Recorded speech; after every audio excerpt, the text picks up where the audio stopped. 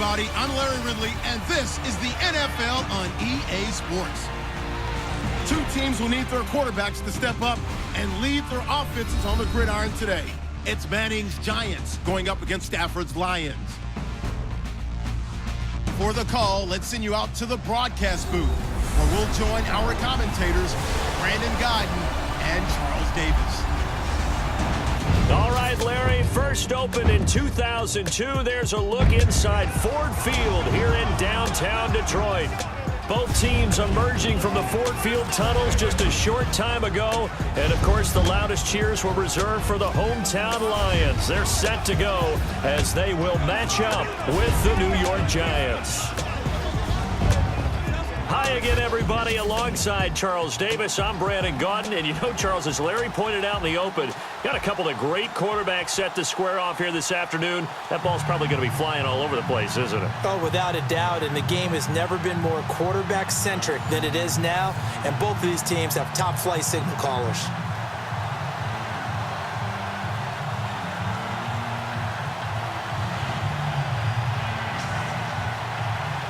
Here's the kicker, Aldrick Rosas, ready to get us going. And we are underway from Ford Field. This is fielded at the goal line. And he's up across the 25 and down at the 28-yard line. So here are the Lions now coming out for their opening drive. They'll be led out by a former Pro Bowl quarterback out of the University of Georgia, Matthew Stafford. Matthew Stafford is a big-arm guy who's learned how to temper some of his throws. Actually has added a lot more touch and accuracy as his career has gone along. Big-time confidence in his arm, though. Any throw you want, he can make it.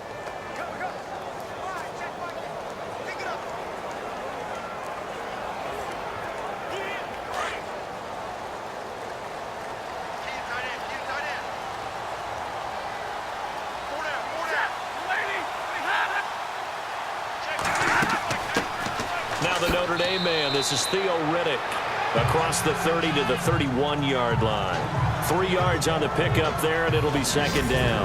And on this offensive unit, one guy that's proven himself early in the NFL is Eric Ebron. A very reliable target for a quarterback. They always love tight ends because they're right in their sight lines. If you get it to this guy, though, he can take it the distance.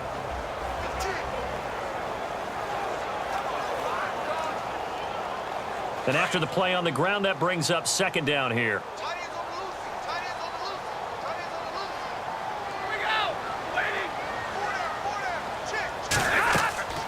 They go back to Riddick. And he went backwards. He'll be down at the 30. And they'll lose a yard that time, and that's going to lead to a third down. So the Lions go backwards there, and unfortunately that's something they saw a lot in 2015. They had the fewest rushing yards of any team in the NFL. And it's one of those dubious titles that no one really wants to claim. Even teams who say, well, I'll worry about running it because we throw it all the time. Being able to run it when you want to is a key to success in the NFL, and Detroit struggled doing that. A tough spot here on their opening drive. This is 3rd and 7.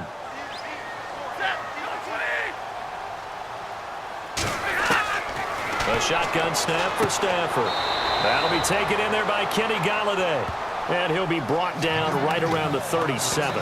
The completion good for only 6, and that'll bring up 4th. I think defensively you're okay with that. You're in the first quarter. He's going to get some catches, but they rallied to him quickly. And that's what you count on, and I like what you just said. First quarter, can you do it all game long? They catch it, you tackle them, they go down on the spot. Because when you're able to do that and you don't give up big chunks of yardage after the catch, now you put the offense in a position where every series they have to work hard to pick up first downs, and you tend to stall them out when you do that. And this will be taken at the 13. It's a 47-yard punt, but they did give up 10 on the return. And it'll be Giant football, 1st and 10. So here are the Giants ready to start their initial drive of the game. They'll be led out by the veteran quarterback, a multiple-time Pro Bowler. It's, of course, Eli Manning. I still remember a scouting report that a former Giants GM had on Eli Manning coming out of Mississippi. He simply said he has it. And we always talk about the it factor, which means they're going to play large in big moments, in key situations, and Eli Manning has always had that.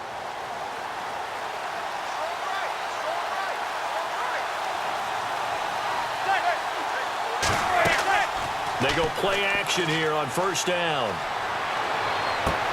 And incomplete to open things up. Marshall, the intended receiver. That'll bring up second down. And the Buffet boys, the O-line. Hopefully they're ready today. Listen, you got to feed them first.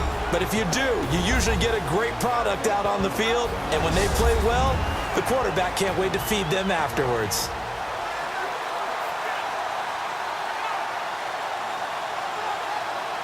Offense looking to avoid a 3rd and long. It's 2nd and 10.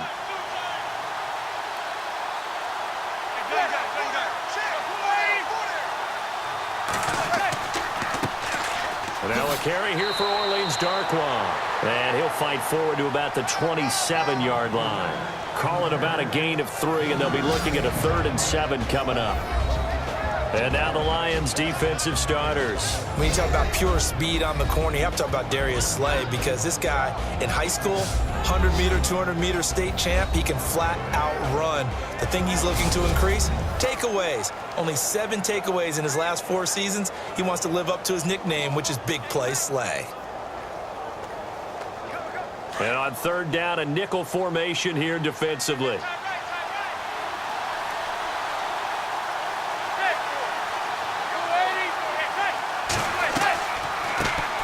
Now a first carry here for Shane Vereen. No gain on the play there, and it'll bring up 4th down. Well, a well-executed blitz, no doubt. Great job by the linebacker. Maybe the quarterback, if he could have seen that, could have audibled there. Yeah, he needed to be in a different play, because that one just meshed perfectly for the defense. All the gaps were filled, except for the one the offense really wanted to run through, and that was filled by a big man wanting to make a tackle. And he made a great tackle. Here's Brad Wing now to punt it away on 4th down.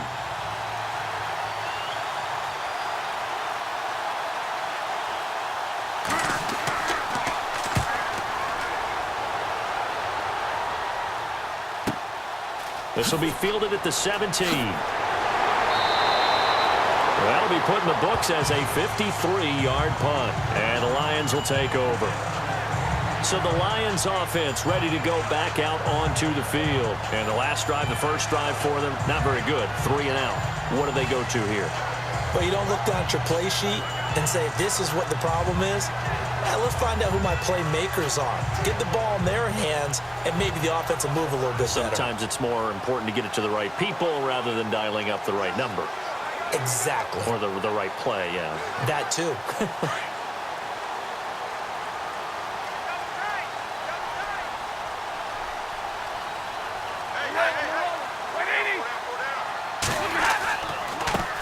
Now Riddick. He finds an opening past the 40. And they'll get it up just short of the 45 at the 44. That good for 19 and a first down.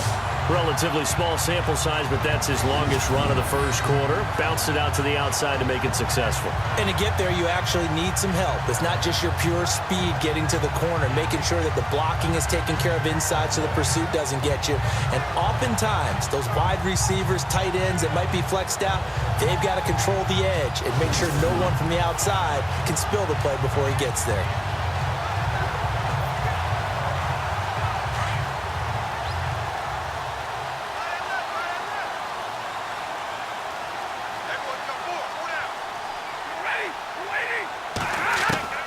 On first down at Stafford. They'll find a man over the middle. It's Galladay. A gain of 6 there on first.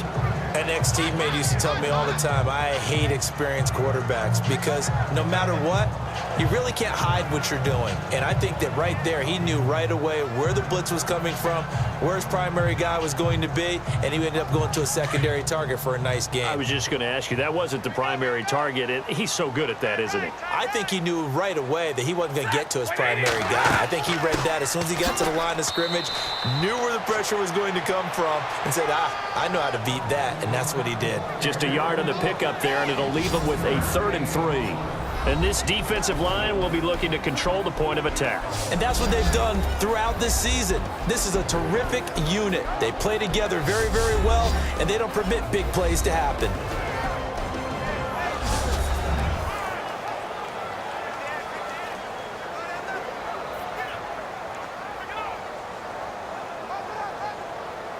And 5 in the secondary now for the Giants on 3rd down.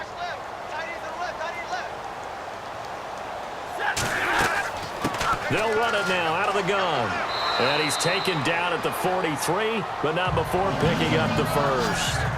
They get 6 on the pickup there as the drive will continue. Well, they came into this game saying it was important that they set the tone and show that they can run the football. And I believe that they've done that here in the quarter.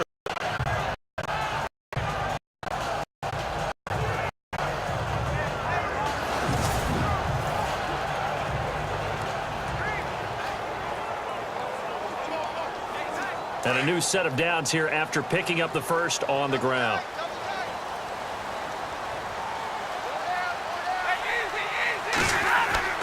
Now a play fake here on 1st down. Fells has it left side. And here he'll be brought down a little shy of the 35 at the 36. 7 yards the pickup on the pitch and catch. So much goes into a successful play, doesn't it? How about that play action there? Freezing the defense just enough to bring the tight end free downfield for the completion.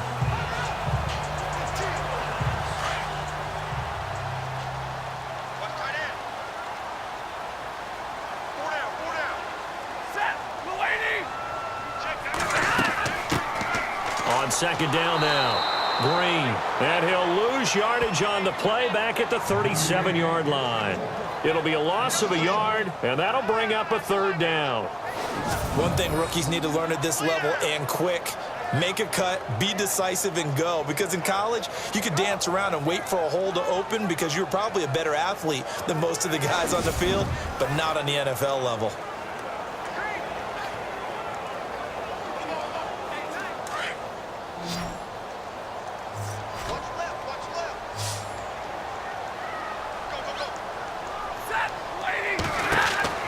Here's Stafford. This is Riddick on the screen. Give him 6 yards, and they do convert on 3rd. We've seen quite a bit of the short passing game here early on 1st quarter, haven't we? We have, and I think it works a couple of ways for this team because, number one, you throw the short game until they stop it. And if they're not going to stop it, you keep throwing it, and occasionally you'll break a tackle and turn into a bigger gain. Also, if they start to creep up, start to pressure receivers, now you go over the top, take it deep, and now you get some of those big shots downfield. So the offense has it 1st and 10.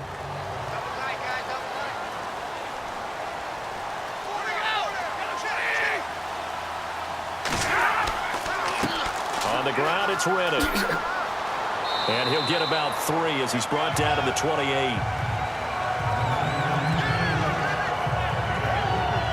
Well, if the coaching staff's doing a good job upstairs, they'll file away what they just saw from the defense right there. They sold out to stop that running play. I'd say keep that in mind. They want to try that again. Go play action and hit them over the top.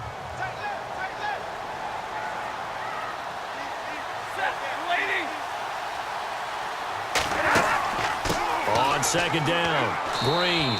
And he'll take this down just shy of the 25-yard line. Just a couple on the pickup there, and now it's 3rd down. The best defensive linemen, they play with great leverage so they can get low and not get bowled over by offensive linemen. They have excellent hands. They can throw people off on a play. We just saw a great example of a really good run stop by a guy playing the defensive tackle position.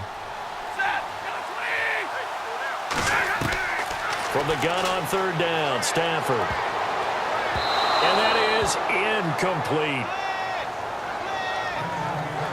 I'm not sure we could spot any tendency here on this 3rd down. They could have run it or passed it. Either one was available. They chose to try and get it through the air, but they run successful. Now it's Matt Prater on for the Lion field goal try. This a 43-yard attempt.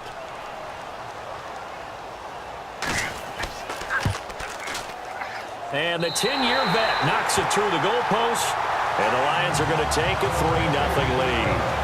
And that field goal caps an 11-play drive. It's a lot of offense to run to only get 3 points, but they'll take them. Anytime you can put anything on the board, you run to your sideline somewhat happy.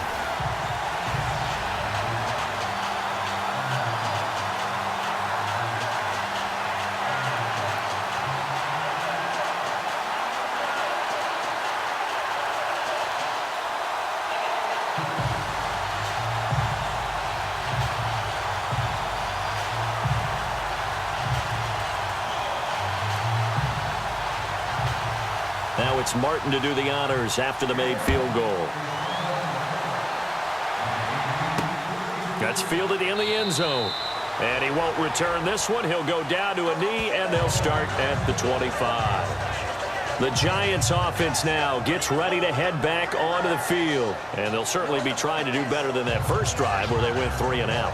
And sometimes the first drive is just simply to settle nerves. You know what it's like at the start of a game with the emotion, guys are a little bit jumpy. You do. Oh, you understand the same way. It's just like us calling one, right? Making sure we ease into the game, let it come to us. Well, you went 3 and out. And now they have that opportunity.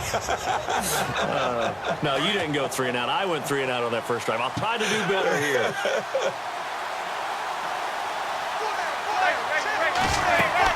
They'll run it now out of the gun. And they're able to get this one across the 35. They pick up 12 on the play there, and they move the chains. Tremendous blocking by the interior of the offensive line. They didn't just gash him there. They blasted a gaping hole for him to gallop through. I think if he comes back to the huddle, he better be giving them a whole lot of credit and thanking them for that much space to rumble. And a new set of downs here after picking up the first on the ground.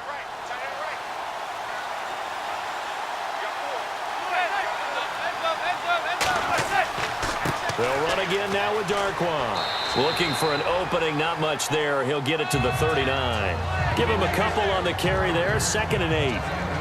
Well, he was looking for some running room, and there wasn't a whole lot of it there on that play. I think he was lucky to get a couple of yards out of it because those defenders, they were rallying to the football pretty quickly. 2nd down following the run.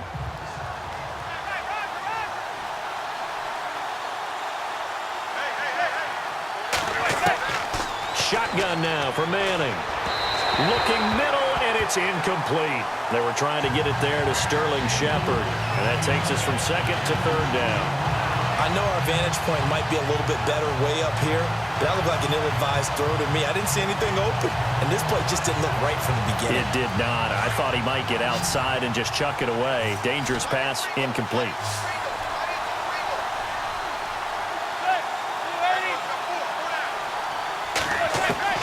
Throwing is Manning on 3rd down. And too much juice. It'll be out of bounds, incomplete. As my dad used to tell me all the time, when you're getting ready to play a big-time game, especially when you have one going into a dome setting, better strap it up tight because that crowd can really affect things. Especially on 3rd downs like the one we just saw there with the incompletion. Here's Brad Wing now. On for his 2nd punt. He'd take a repeat of his first. He gets this one away, and boy, it's another boomer. And that'll hit at the 5 and go into the end zone for a touchback. So here come the Lions now. And they split the uprights last time for 3. They've got the lead. They're not going to play this conservative. They're not hoping for another field goal. They're hoping for a touchdown. I'm with you on that one. I like where your head is. I like the way you're thinking because you're exactly right. Trying to sit on a lead and play that way, that doesn't work too well for most teams. Run your offense. Run what you do best. Exactly. Put it all the way down and try and increase your lead in a big way. And the best way to do it, touchdowns.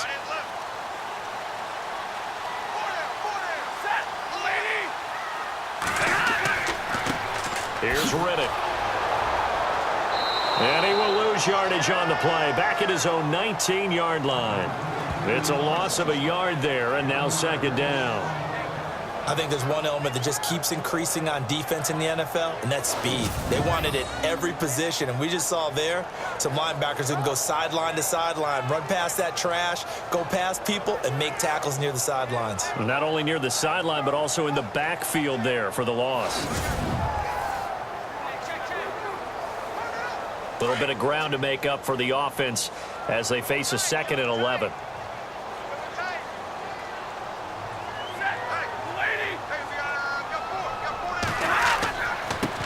Riddick with a carry, and he'll get only a couple up to the 22.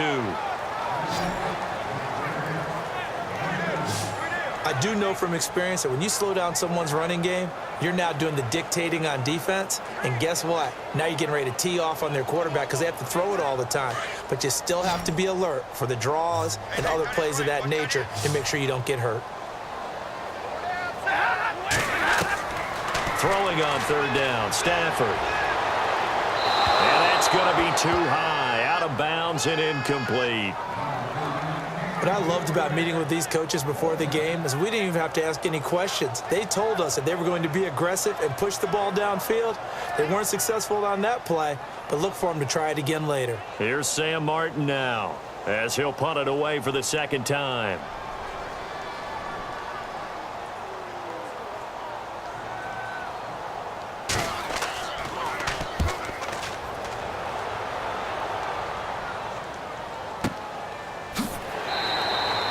A big kick there. We'll call it 56 yards on the punt. And the offense will take over with a new set of downs. And the Giants ready to come out now. And this is their third drive. Maybe the focus right now not so much on points, but getting their first down. And when you start off a game, you don't even think that's an issue, do you? But you go a drive, a second drive, no first down, that becomes an issue. Now you got to think about, okay, what type of play calling do I have to do to get us in a spot to pick that first one up?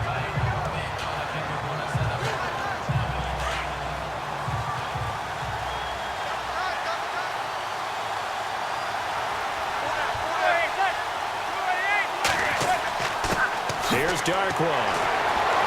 And he'll get about 3 as he takes this up near the 25. Doesn't matter who you're rooting for in this game, the effort of the man with the football, getting away from one and trying to turn forward and get some yardage, I really liked what he did there.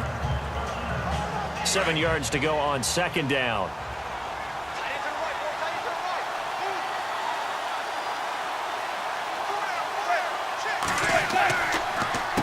Now Darkwan. Absolutely nobody fooled there. He's going nowhere fast as he stopped behind the line of scrimmage. That'll be a loss of 4 yards on the play. And that's going to lead to a 3rd and 11. We think, Brandon, I like the intensity this defense is showing right here in these first few drives. They're not just holding the line because they're doing their job, but they're doing more than that, aren't they? They're getting a nice push into the offensive backfield. And a great example right there for the loss on the tackle. And the Lions going with an extra DB here on third down.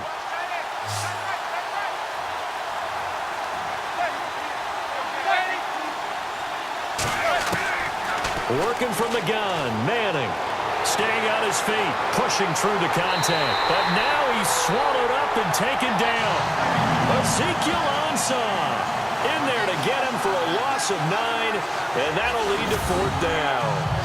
I remember when I was a kid and all I wanted was a nickel so I could get that soda down at the fountain. And guess what? The nickel came into play well. 5 defensive backs, they covered well, allowed for the sacks. Sodas were a nickel when you were a kid? No, I just needed the extra nickel so I could pay the proper price. Okay, how much were they? A dime? What were they? 15 cents.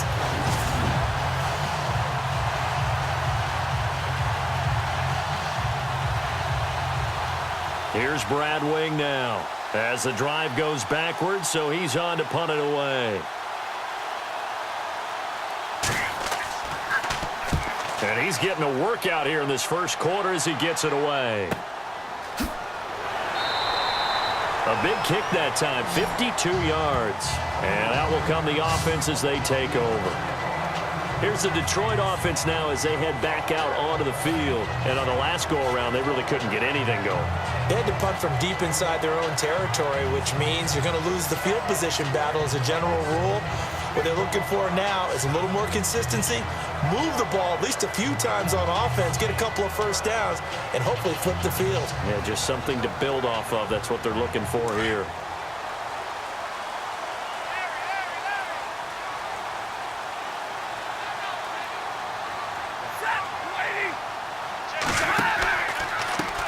Now a handoff here to his running back. And he is met at the line of scrimmage, and he goes down right there. Officially no gain on the play, and it's second down. And as a defensive end, getting off the ball quickly, swarming to the football, making a tackle, that's what we saw right there. Yeah, that's what their job is, and really a lot of the time they have to throttle back a little bit in the run game because you know those defensive ends, they're like in a sprinter stance. They're just headed straight for the quarterback. That was good recognition on that play to hold them to no gain.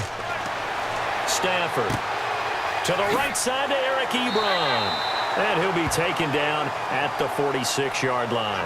And they'll get 9 there as that sets him up better for third down.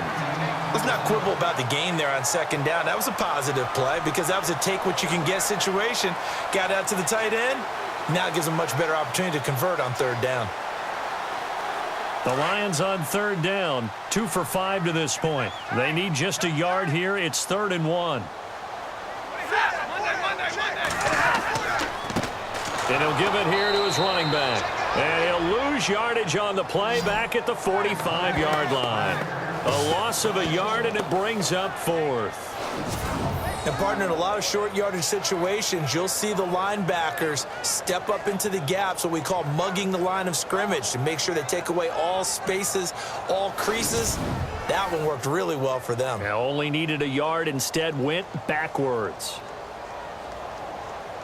Here's Sam Martin now as he's on to punt for Detroit.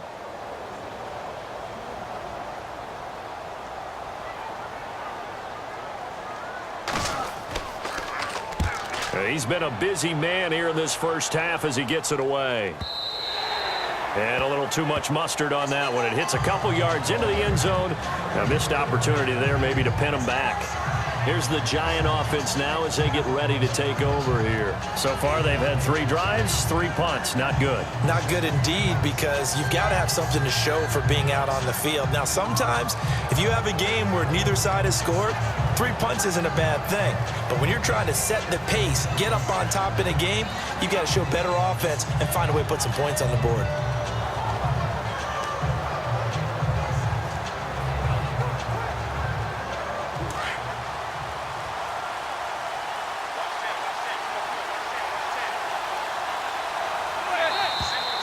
Now some movement before the snap. And we'll hear from our referee for the first time this afternoon. And that'll be accepted, of course, and that moves him back 5. Still first down.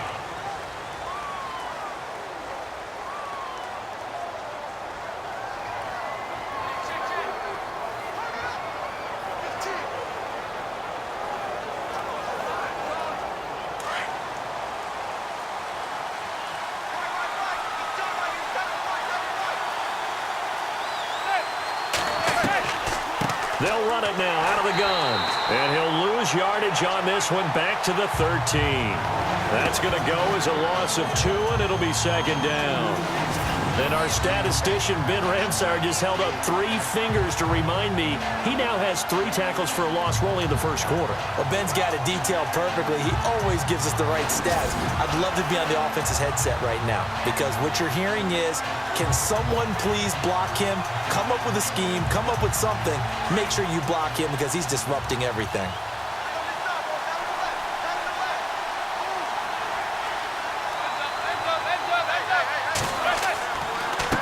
On the run, Darkwa. And he'll get this one up to about his 14. And they only get a yard back there. They'll be left with a 3rd down and long. Well, so many times we look at a short run and we praise the offense for trying to set the tempo and establish things, but the defensive guys, hey, they just won the battle there. It wasn't a big run given up. They don't always have to absorb the body blows. Sometimes they dish them out themselves. On 3rd and long, it's Manning. And this is going to be incomplete. And no second guessing the call here. It was 3rd and long, so throwing the football was probably the smart play to try and pick it up. But they don't get it, and now the defense goes off the field feeling pretty good about themselves, gaining some momentum as they force them into a likely punting situation. Here's Brad Wing now. He's been terrific so far.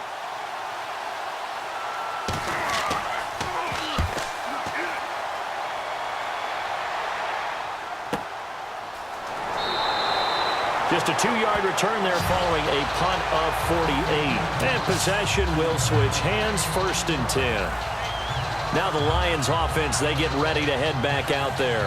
And they're coming off a 3-and-out, my friend. I think they've got to look at that play sheet and go to a spot that they haven't gone before. Time to shake things up a little bit to try and get this offense moving. Okay, so how do you do that? How do you shake things up? You look at what you've called before, realize it hasn't worked Go to so something well, else. and maybe you try and find one of those special plays from one of your better players, and maybe try and hit something big and get things going in the excitement area.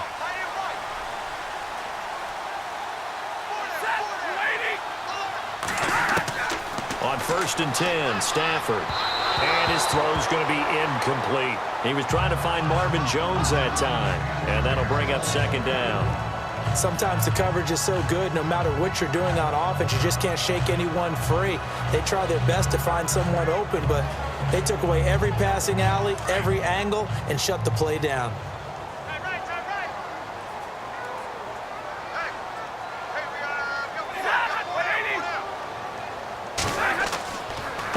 And they give this time to the tailback. And he will lose yardage back to the 34-yard line.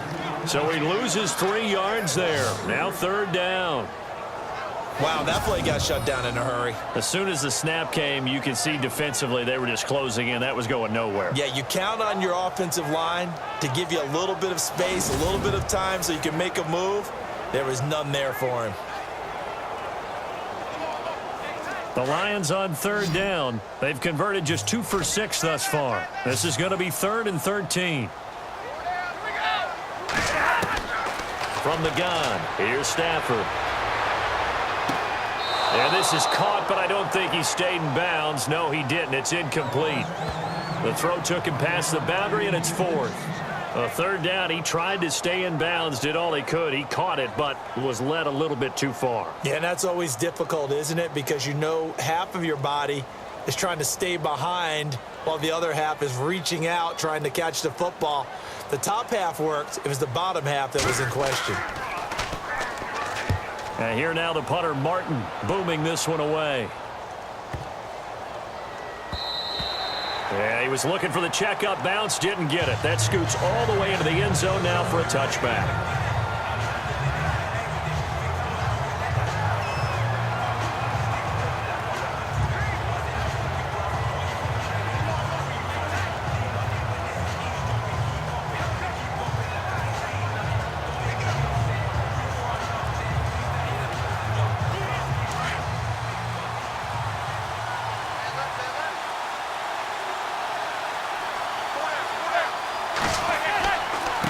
They'll run with Darkwan. And he's going to lose yardage here. Back to his own 18. It's a loss of 2 there, bringing up 2nd down. Every year I go to the combine and marvel at the speeds that linebackers are running nowadays. They run like DBs. And let's face it, they know how to finish plays too. Eyes up, head up, run right through them.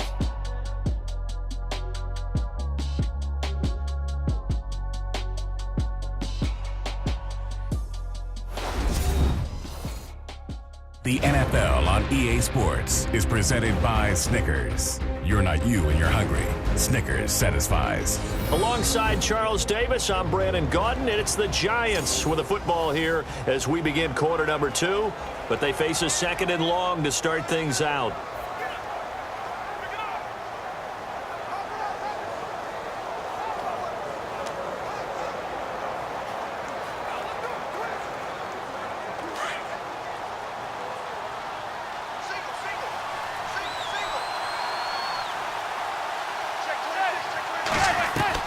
From the gun, it's Manning. And he fends him off. Wide open, it's Marshall, complete. And he'll be taken down just shy of the 40. And a nice gain at 21 yards. I'm sorry, but it's almost unfair.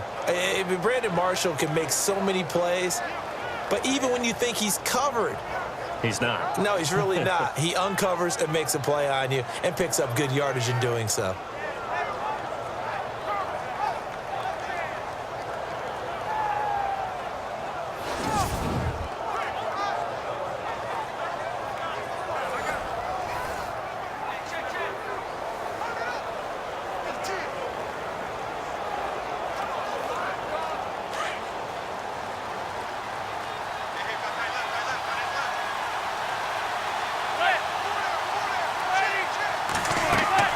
They'll run it now out of the gun.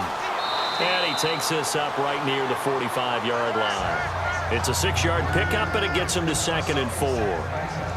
Getting had a ton of success here so far, but you get the feeling that he might be on the verge of popping one. Yeah, even on that one, there was a little bit of a hole, but it closed there quickly at the end.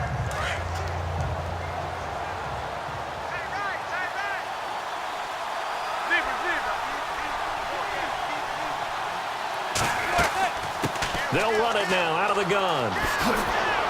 And taking it across midfield and inside the 45. That one goes for 13 yards, and it moves the sticks. Yeah, they really needed to get something going, didn't they? They had punted on the last 2 possessions. The running game starting to come to the front for them, providing a nice pickup there to keep this drive going.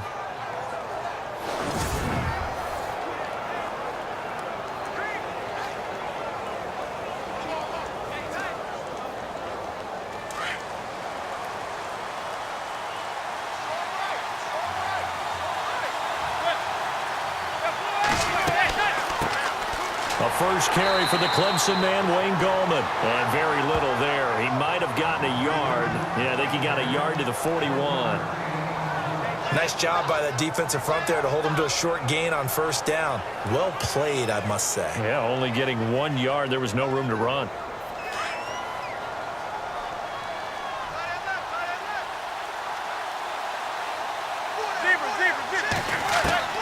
Now they'll throw it with Manning. And his throw's going to be incomplete. Brandon Marshall, he had it and lost it. And it'll bring up 3rd down. Fair to say it hasn't been his best game throwing the football, but also not getting a lot of help out there either. Yeah, you nailed it pretty well, you know. He's got to throw it better. Got to get more help. Obviously one that should have been caught. They've got to find a way to bring those 2 elements together so they can make some progress in this one. The Giants on 3rd down. Not good. 0 for 4 thus far. This is 3rd and 9.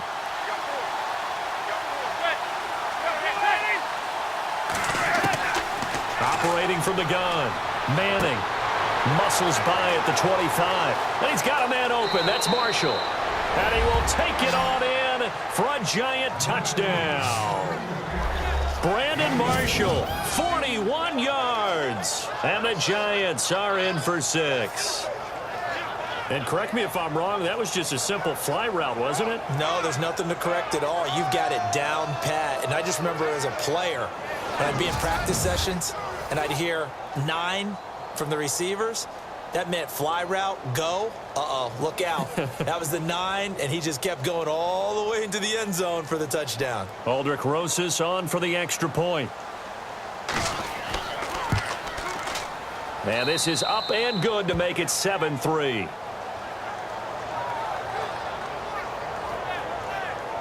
So that a 7-play, 80-yard drive. And it was finished off by a touchdown by the New York Giants.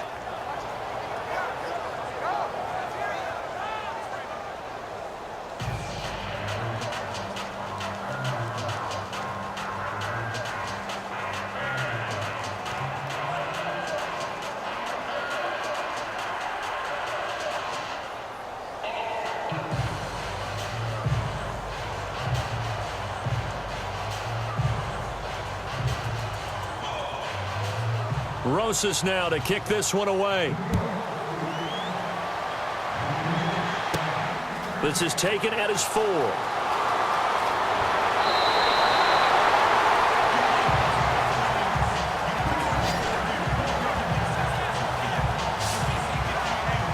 The Lions offense, they get ready to head back onto the field. These guys had to punt their last possession, and that's become too familiar of a refrain. Too many of these drives just wound up going nowhere. Well, you know how in baseball, when the pitcher gets a base hit and he's on base, they bring his jacket out to him to keep him warm? A lot of times the punter goes to the sideline, puts on sweatpants or a wrap over his leg to keep it warm. He might need a massage from the trainer right now from all the work he's getting.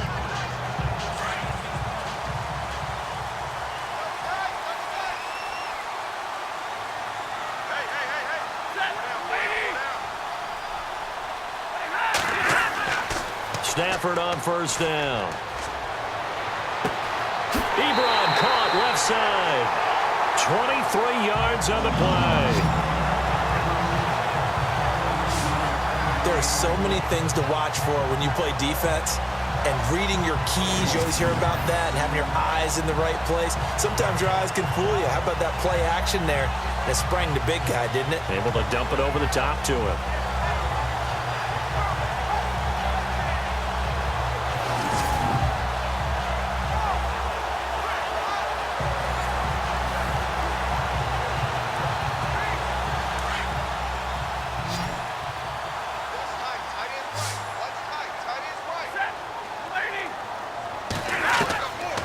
First down, Stafford here. Completing it here to Marvin Jones.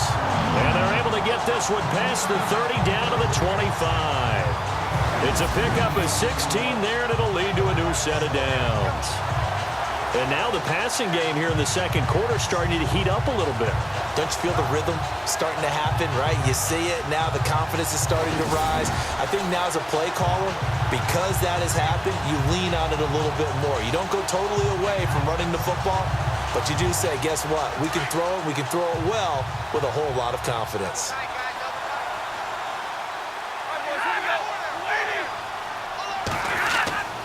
Now a first down throw, Stafford. And he is out of bounds, but not before taking this down to the 8. 17 more yards on that one as they keep the drive rolling. This offense can certainly move quickly when they want to. 3 plays, 3 pass completions. In the blink of an eye, they've got a first and goal. Almost felt like a lightning bolt hit in this game, didn't it? For them to get downfield that quickly. And now first and goal, expect them to tackle right here on this play. 2 big plays in succession. Not sure this D knows what hit them, but now they got to get ready. It's first and goal. Stafford looks to throw again. Oh, he had 6 points in his hands there. Couldn't hang on. Second down. You got to be precise with your throws, especially in this situation. You're inside the 10-yard line going into the end zone. But sometimes the emotion, the excitement, sometimes the decisions just aren't made very well because of that.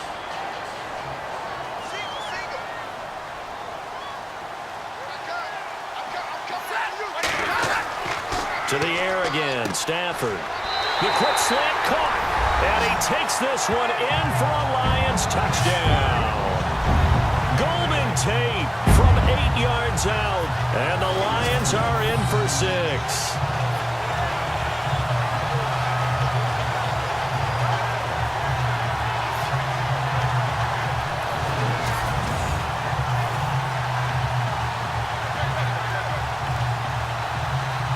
Now Matt Prater for the point after. And now it's blocked.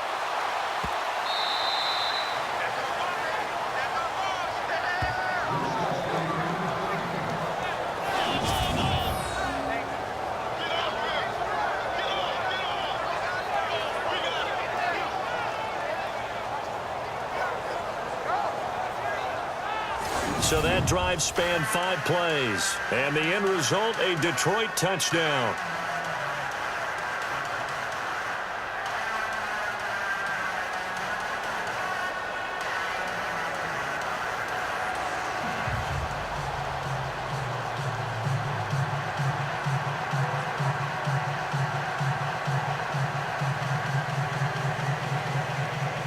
Martin, the punter, now out to kick it away. This fielded a few yards into the end zone. Nifty move. And he's able to get it across the 20, but not by much, as he's marked down at the 21-yard line. Now we'll see what Brandon Marshall and the offense has in store this go-around. He's been good so far to this point in the second quarter. Need to get him even more involved, maybe? I would agree with that. Definitely. Yeah, it's not even a question for me. The way he's playing, he's doing a nice job. Increase things. More touches, more opportunities. Maybe that can reverse things on the scoreboard for them. They'll try to ratchet things up then maybe here in the second quarter.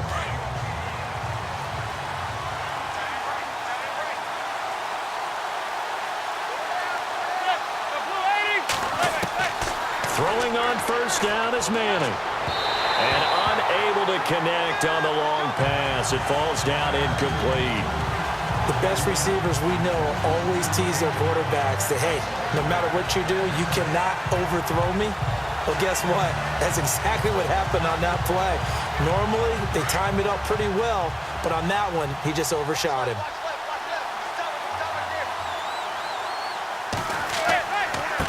Now a handoff here to his running back. He'll get about 3 as he's taken down at the 23. Well, that's a good start to this drive on the defensive side of the ball. Force incompletion on first down.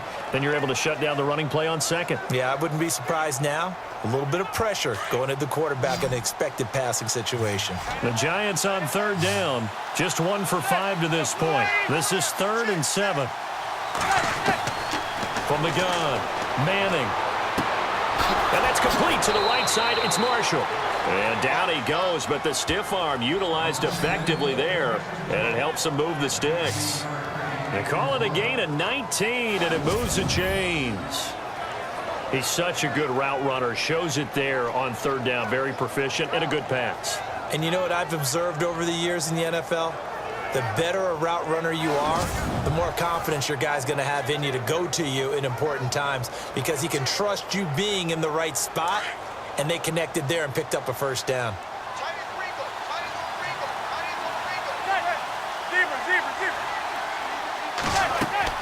They'll run it now out of the gun. And he'll be taken down just shy of midfield.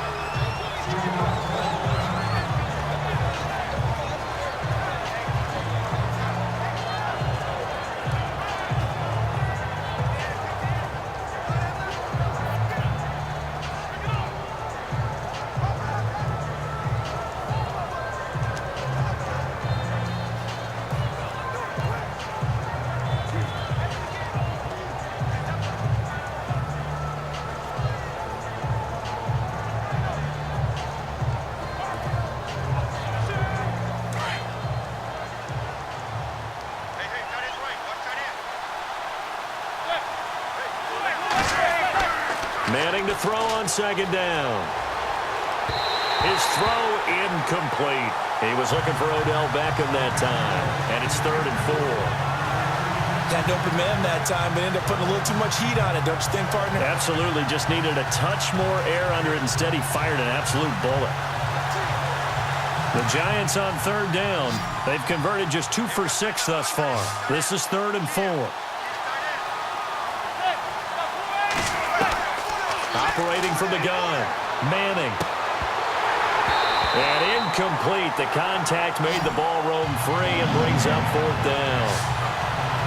That's very well timed there defensively because it's not a bad throw, but the collision came at the exact time he was reaching to bring in the football. Really, really well done. Decent offense, just better defense. I think you're right. Here's Brad Wing now as he's on for the 5th time here today.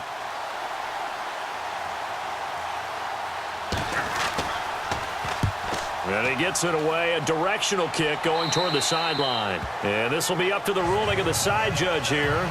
He says it crossed out of bounds at the 16-yard line. So out now come the Lions.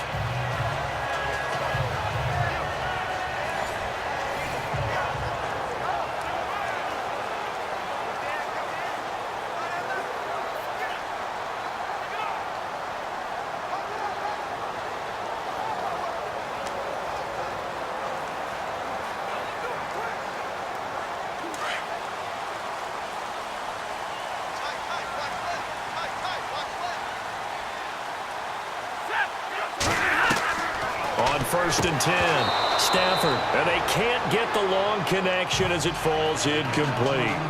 Wasn't it fun in pregame standing downstairs and watching Matthew Stafford throw the football? I mean, that bad boy just whistled.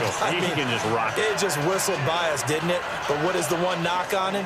Accuracy. Yeah. And that's what we just saw there, an incompletion on that throw downfield.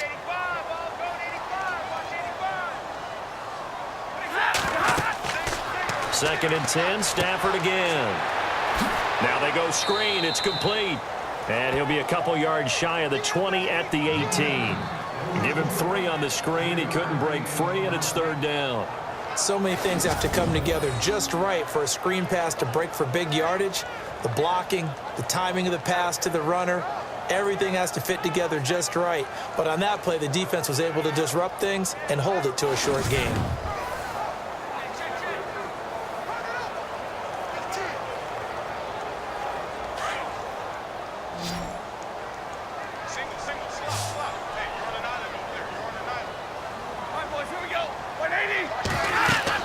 To throw on third down.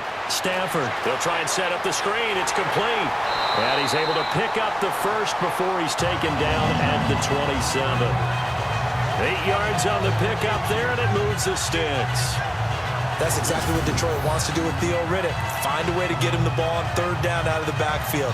Man's got excellent hands. The numbers bear that out. 2 years ago, led all running backs with 80 catches. 10 games last year, 53 catches.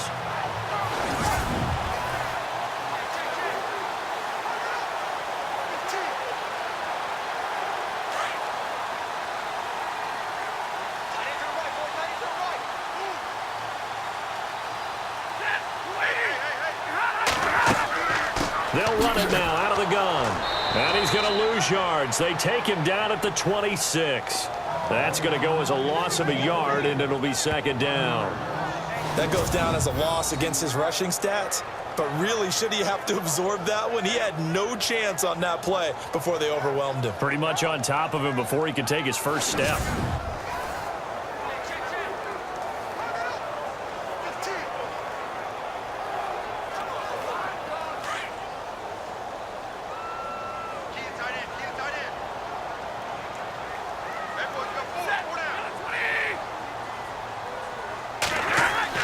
Here's Stafford now on second down. And the hit jarred it loose. It's incomplete. That would have been a great catch, but it's real difficult to hold on to it because it was contested all the way. Would have been a great play if he'd been able to haul that one in. The Lions on third down. They've converted 3 times in 8 chances. This is 3rd and 11. Out of the gun, Stafford. Looking for Tate, and it's intercepted. Picked off by Eli Apple. And he will score. Touchdown, Giants. Third down, passing down. They throw the extra defensive back in there for a nickel package, and it worked out. And it's not anything that you would think is just great strategy. It's just that when you have 5 defensive backs on the field and an obvious passing down, it's a lot tougher to complete a pass. And on that play, they completed it just to the wrong team, and it cost them 6 points.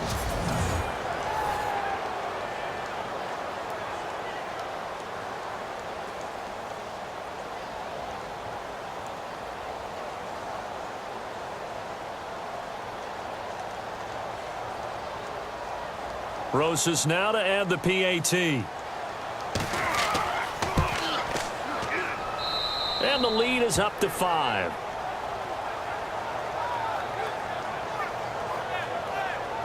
A heck of a play there defensively, getting the interception, navigating his way into the end zone for the touchdown.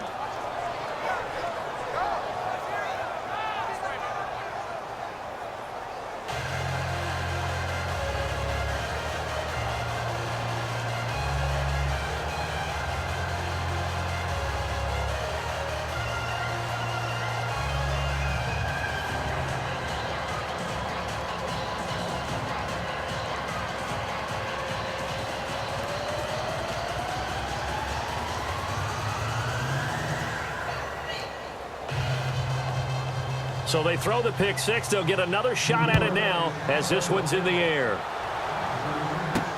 On the return, Dwayne Washington. And he'll get it up to about the 26-yard line, just across the 25.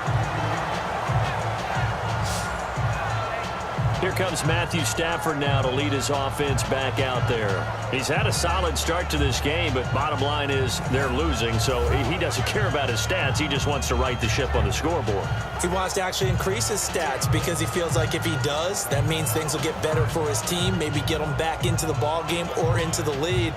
In these situations, I remember playing with a quarterback once. where he actually ran out onto the field first ahead of everyone else just to say, guys, let's go. Try and create that energy, create that spark. Well, so far he has 1 touchdown, 1 interception. He'll be looking for that second touchdown now. They'll run on first down. Green, and he powers his way up past the 30. Give him 5 on the carry there, and it'll be second down. Partner, I think from our experience together, we have learned that most offensive coordinators are going to tell you, if I'm going to run the football on first down, I've got to get at least 4 yards. They got 5 here. They've got to feel pretty good about that one.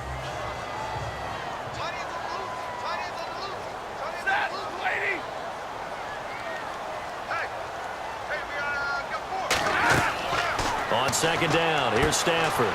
Now they set up the screen. That's complete. And they'll get it up just short of the 45 at the 44. They give them 13 yards there on the play and a fresh set of downs. When you run a screen pass really well, you got to like the look of it because so many parts come together to make it work well. The offensive linemen, where they're faking people out, the back slipping out there, catching the football, then all of them going together as one unit downfield. A really nice pickup.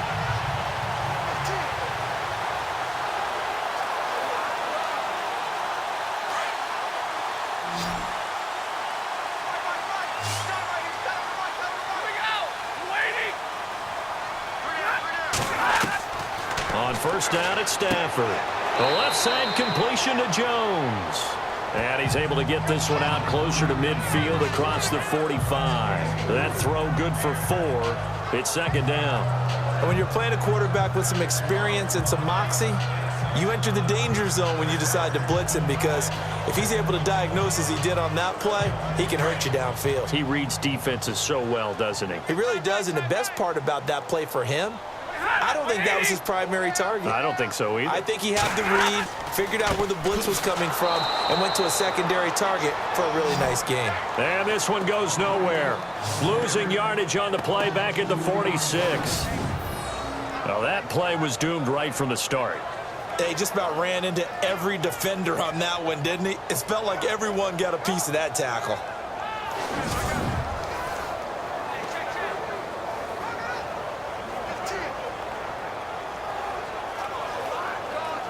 The Lions on third down. They've converted a third of their opportunities, 3 for 9. This is 3rd and 8. Now whistles and a flag down. Looked like one of the Lions linemen might have moved. Offense.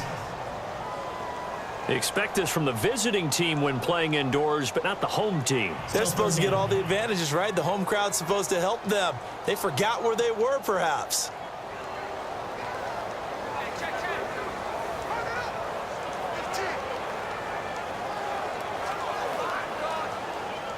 The Lions on third down. They've converted a third of their opportunities, 3 for 9. This is going to be 3rd and 13. Now it's Stafford. And a big loss here as he's taken down. Damon Harrison able to track him down for a loss of 13. And it'll bring up 4th down. They were trying to set up that screen, trying to get that screen to formulate. Took too long. He ends up taking a sack, and that leads you to a couple of other questions. Number one, why don't you just get rid of the football near the screen guy so that you don't take an interception? But really, the big one, they just took everything away, and he was really kind of flummoxed on that play and ended up taking the sack. Here's Sam Martin now as he's on to punt for Detroit.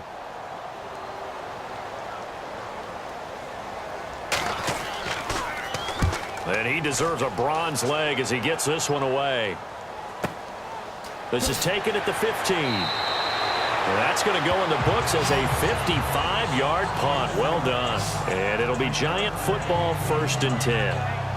Getting set to go again as we look at the back heading onto the field again. He only has a single solo carry, 1, numero uno, 2nd quarter. They need to get in the ball more, don't they? I'm not the greatest statistician in the world. Yeah, you are. But a back like that with only 1 carry kind of takes me back to college in the classroom. Not enough evidence to declare what you should do the rest of the game. Give him the ball some more and find out. Will they incorporate him? We'll find out.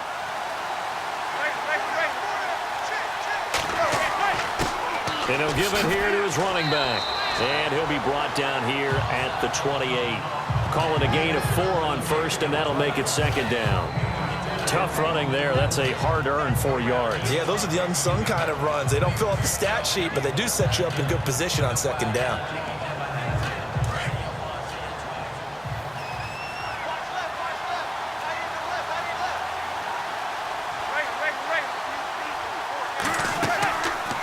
They'll run it now out of the gun. And he'll be brought down right around the 37. They get 9 out of that one, and as a result, the drive continues. And that's a nice pickup of a first down on that second down run. And at that yardage gained, they can run that play on any down.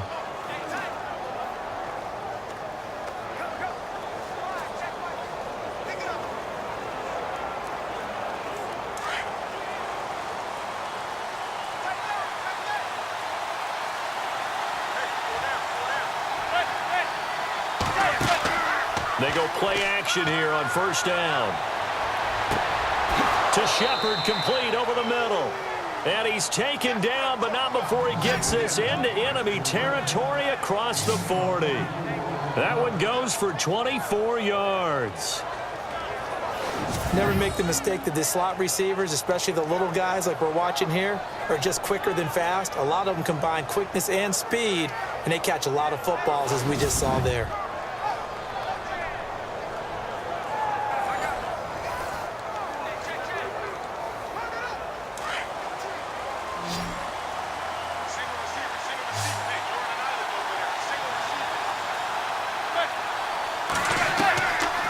Play fake here on first down.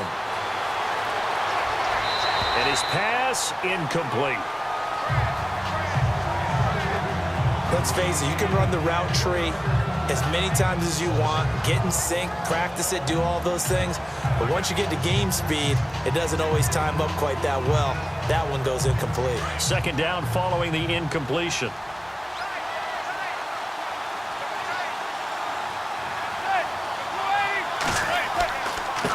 And to give this time to the tailback.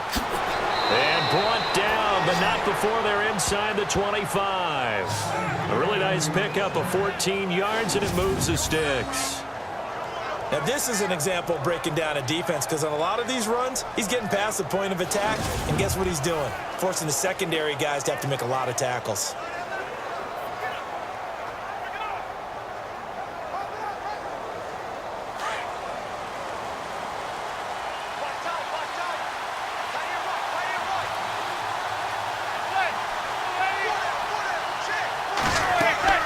They'll run it now out of the gun. Now a loose football. The ball comes out, but I believe the Giants got this back, and they will hold on to the possession. Wow, that ball gets knocked free, but a teammate comes along and scoops it up. It's almost like baseball. Guys at bat, people are on base in scoring position. One guy doesn't get him home. The next guy comes through and picks him up. And avoids the turnover.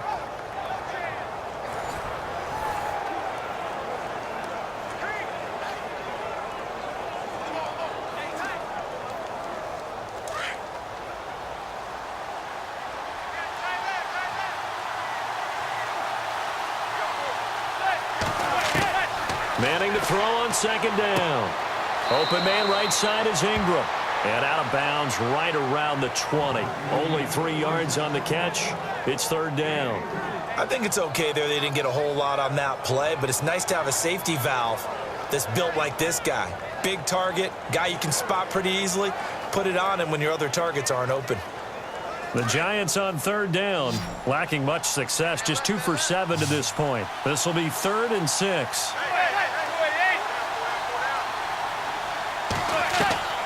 Working from the gun, Manning. And that is incomplete.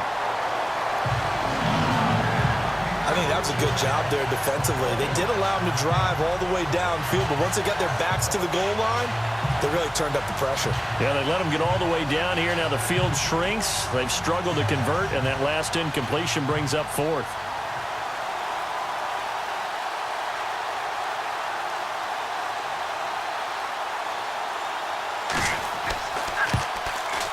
And Rosas puts this one through.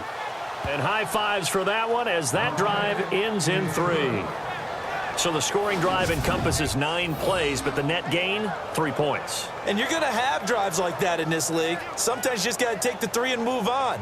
Always better than nothing.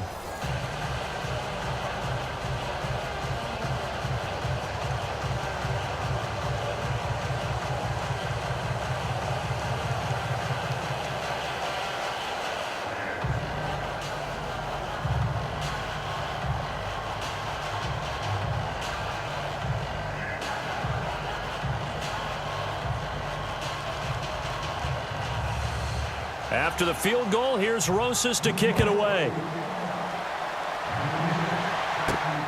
This is taken at his 4. And it's a pretty good return here as he'll get it up to the 29-yard line. Here's the Lion offense now as they get ready to take over and hoping to do better than they did their last possession when they punted the football. Appeal to the vanity of your offensive line. Tell them that they control your fate. Leverage guys. Win the line of scrimmage. If you do that, you start to win first down. You win second down. And guess what? You start accumulating first downs. And that's what they need in order to not punt the ball again.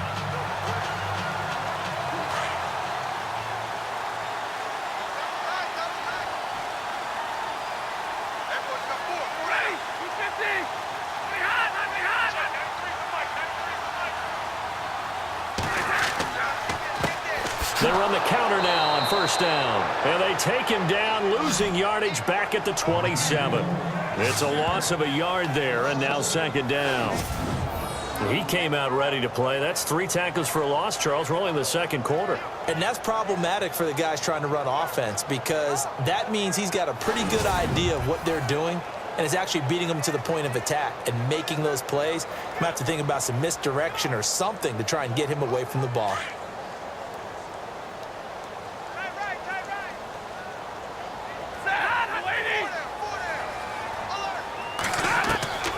To throw on second down is Stafford. Throwing middle, but it's incomplete. He was looking for Theo Riddick there, and it's third down. But one thing that I've liked defensively is that they've shown him a lot of different looks here in the first half. They've come after him. They've sat back. I think that's what you need to do to keep an offense guessing. And they certainly have kept them on their toes. That's why they haven't had much success on the scoreboard.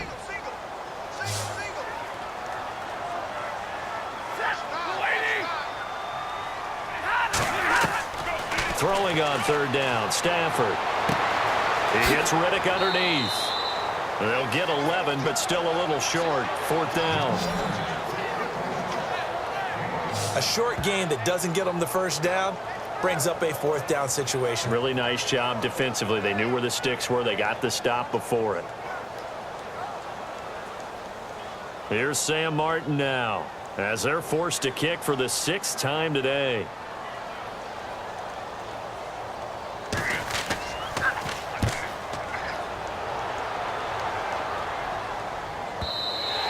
And this is going to hit the goal line and continue on into the end zone for a touchback.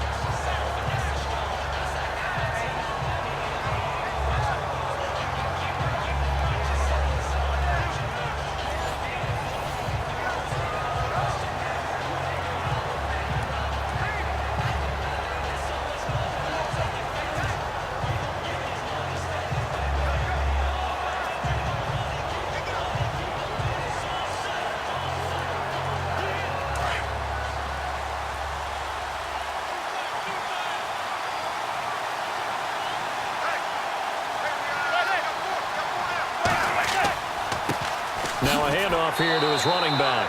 And running room scarce here. He's going to be stopped in his tracks at the line of scrimmage. No gain on the play there. Second down.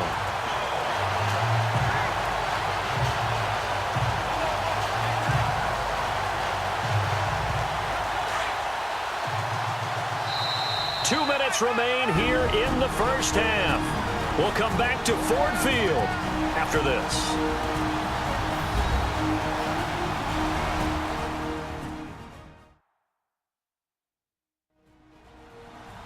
Back now as I search for my cue card here. There we go. Coming up at halftime, Larry Ridley will join us from Orlando. He'll have highlights and analysis from our first half of play. Well read. Yeah, thank you.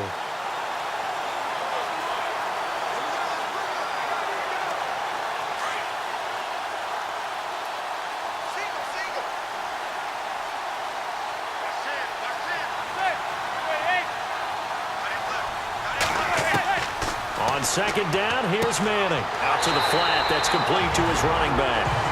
And now the Lions going to stop us momentarily as they call a timeout. It's just their first, so they'll have 2 remaining here before we get to halftime.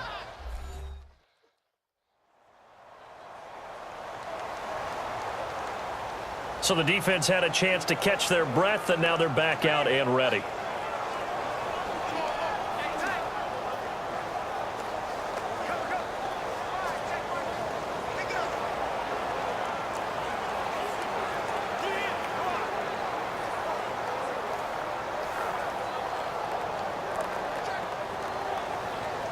The Giants on third down. They've struggled to the tune of 2 for 8 so far. This is going to be 3rd and 13. They'll run. It's Vereen. And not a whole lot to speak of there as they'll bring him down shy of the 20. And we're going to get another timeout called by the Lions. So that means they're down to 1 remaining here as we head toward halftime.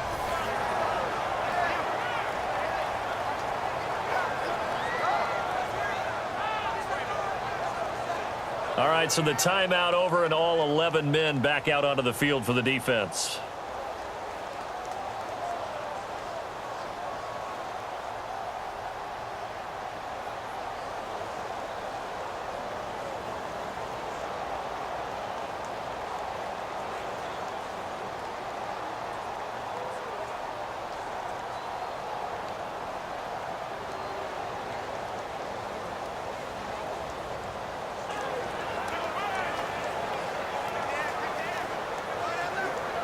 Here's Brad Wing now as he's on to punt for New York.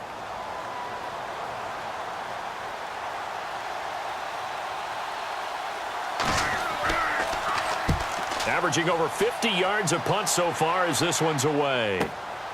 That's taken on the 25. We'll call that a punt of 54 yards. Well struck. And the Lions will take over. So the Lions offense ready to go back out onto the field. The crowd may be losing just a little bit of the edge after back-to-back punts. They want some big plays. They want to see some offense. They want to see somebody break away, whether it's through the air or on the ground. Now it'll be interesting to see where the patience is on both sides. Each head coach, can you hang in there and not try and force something that could put your team in some jeopardy? Looks like the defense in press coverage here.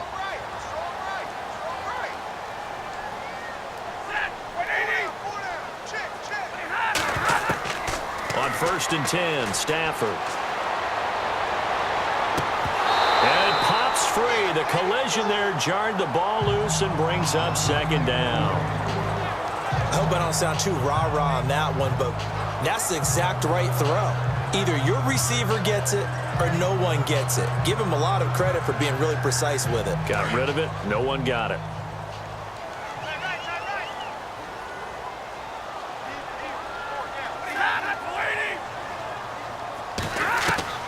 Back to the air. Stafford on 2nd down. Out to the flat for Reddick. And able to get this one across the 45 before he's brought down. A good gain of 14 there, and it moves the chains. On 1st down, Stafford. And his throw is incomplete. Well, they're slinging it. And then there's one you got to put a timer on, huh? I mean, that one came in hot. That came in hot, but overthrown out of his reach and incomplete. And on 2nd and 10 now.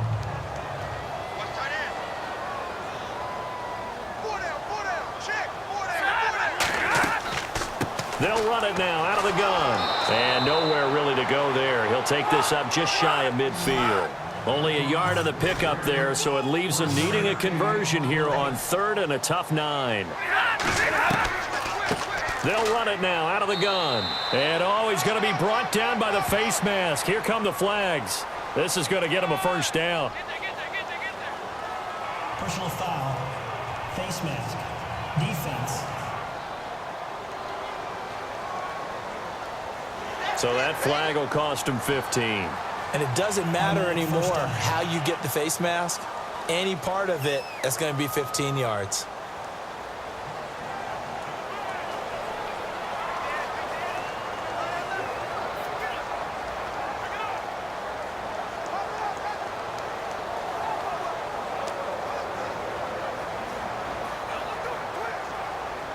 Offense comes to the line now, 1st and 10.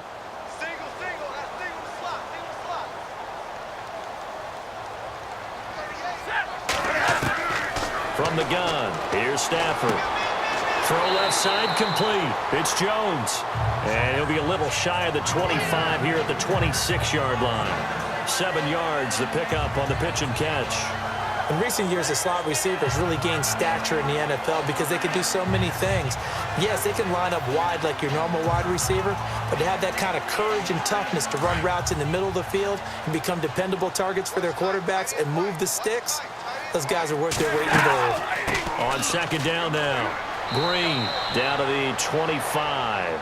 They got 2 of the 3 they needed there. It leaves them with 3rd and just a yard. If they're going to get a first down out of this, they're going to have to earn it because there's been tough going in the interior there. And here we are on 3rd and 1. Be prepared. Brace yourself. There'll be some contact going on.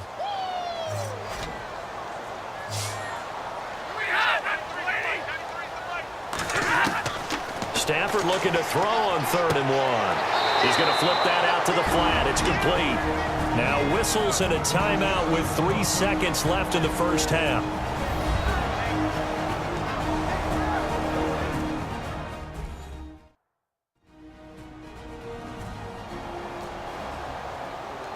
And we are back here. I'm Brandon Gaudin alongside Charles Davis. So the offense takes the timeout. And now we're set to get going.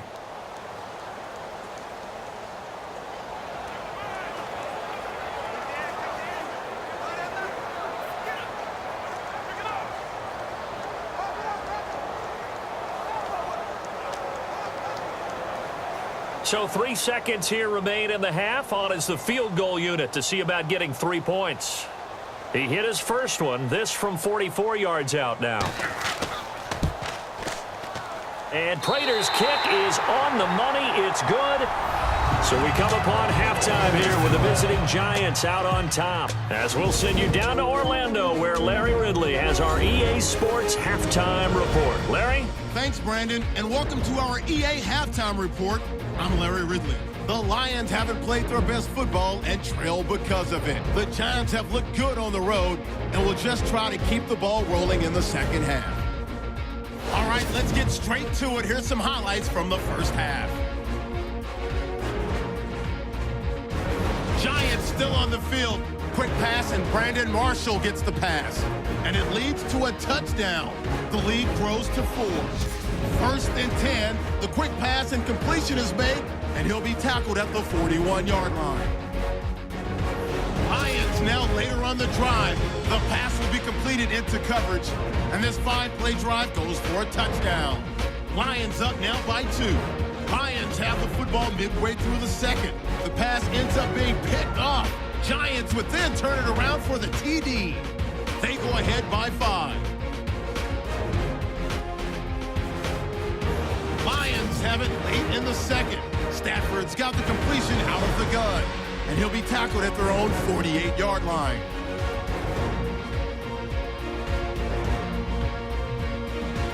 So that'll bring our halftime report to a close. We'll go back now to Ford Field for the start of the third quarter.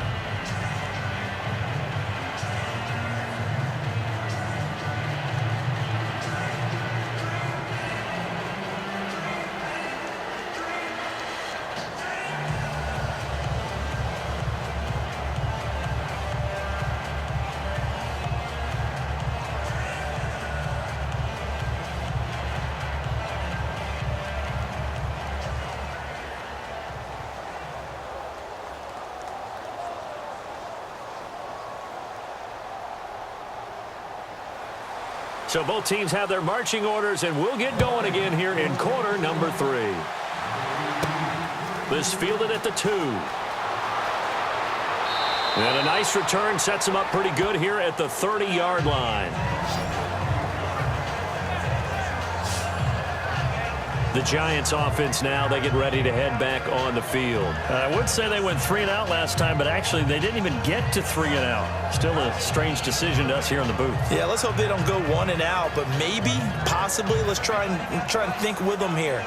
Try and play field position maybe, turn the ball over, put it in the hands of their defense. Who knows? You're a nice man.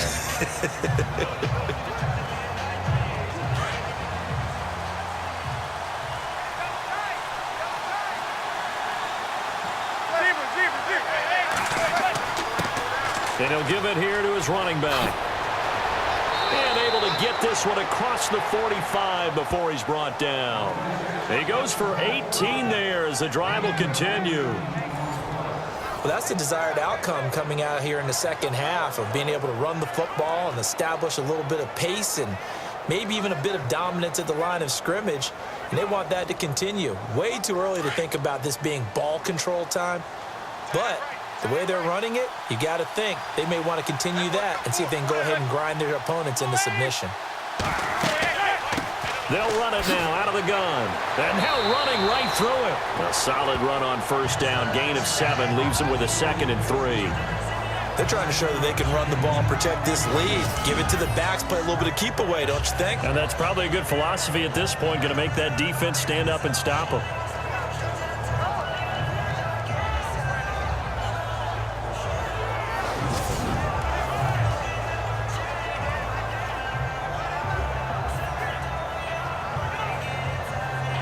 See if they stay on the ground for 2nd down.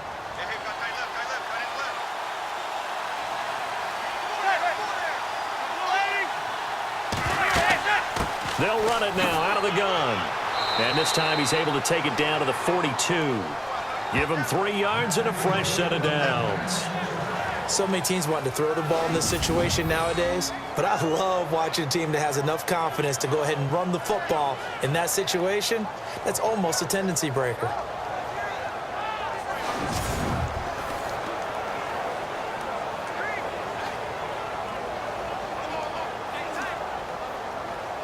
First down and 10 now for the offensive group.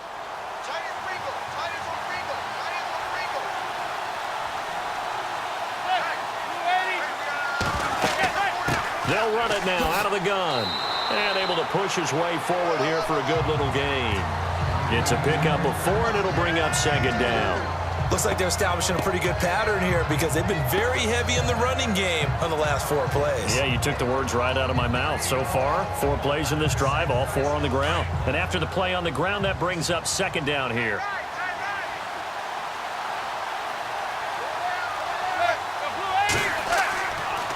Manning turns and gives this to Gallman. And he's going to fight his way forward here for a modest gain. 5 yards on the pickup, and that'll make it 3rd and 1. This drive is pretty clear. Almost feels like old school fundamentals, doesn't it? Want to impose their will on the defense. What's that, 5 straight runs? Yeah, 5 straight carries to start this drive, and like you said, the way it's working, they may just stick with it.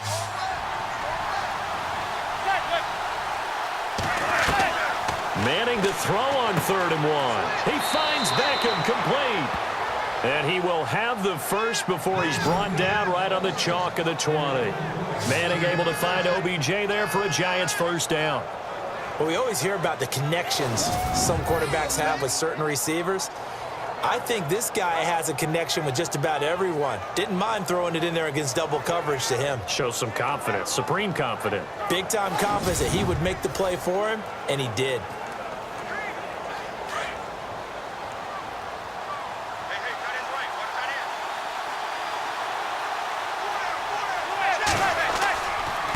And to give this time to the tailback. And he gets it inside the 10 to the 9. Back-to-back nice plays, 12 yards that time and a first down. Looks to me like maybe there's a little attrition setting in with this drive, because when you see that type of a run, I get the feeling the defense getting a little bit tired. And that's the last thing they need, especially when they look up at the scoreboard.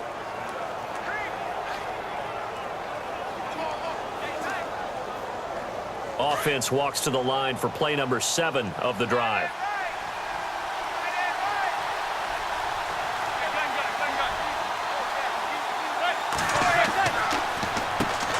On first down, they'll run it on the draw play. And finding room to work, he's down to the 2-yard line. A good pickup there, 7 yards, and it's going to be 2nd and goal now. Some good, strong running right there. Some power and some explosiveness just about got him into the end zone.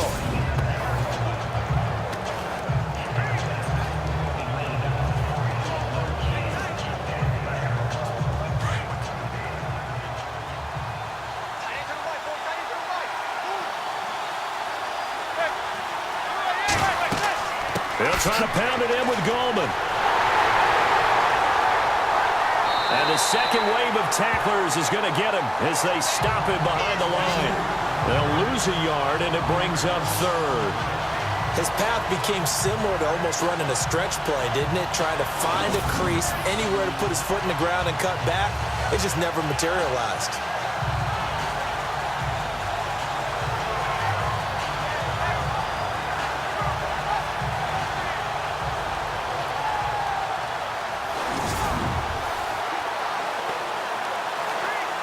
The offense on 3rd down, they're hitting at just 30%, 3 for 10. They're looking at a 3rd and goal here. They'll run again here with Goldman. That is not going to be any help as they dump him behind the line of scrimmage. They'll wind up losing 4 yards on the play, and that's going to bring up a 4th down. Ezekiel Ziggy Ansah with a tackle for loss. Just think he's still learning the game of football.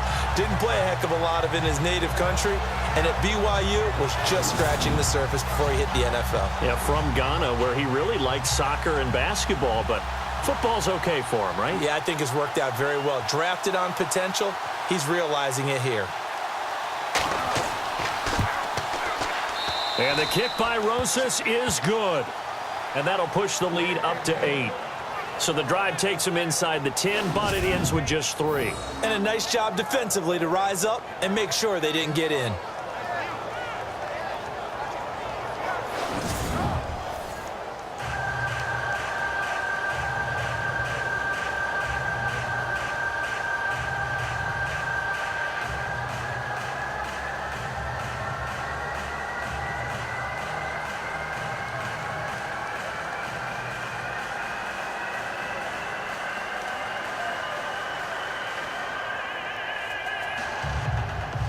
After the field goal, here's Rosas to kick it away. This will be taken in at the 1. And he'll take this across the 25, a couple extra yards up to the 27-yard line. Now we take a glance at the offense as they work their way back out for their first possession of the second half. They're down in this game. A chance for the offense, though, to put something on the board, get some momentum here in half 2. Try and get things kick-started for them. And you know at the half, they discussed how they were going to get that done. This is where scripting comes into play a lot of the time. How many plays do you script coming out of the second half? Most of the time in the first half, you're scripting 12 to 16. I think in the second half, you're really scripting more like 8 to 10. Kind of a starter or an opener, whatever terminology they use. Just something to get you off to a quick start. Now Stafford throwing the out route incomplete. It's Tate, and he'll be out of bounds up near midfield at the 49. Pass interference. Defense. So even with the pass interference, it's a completed pass. They'll go ahead and just take the play instead. How about the effort? Making the catch despite the pass interference. Nothing else to be gained on the play. No need to take the penalty. The play stands.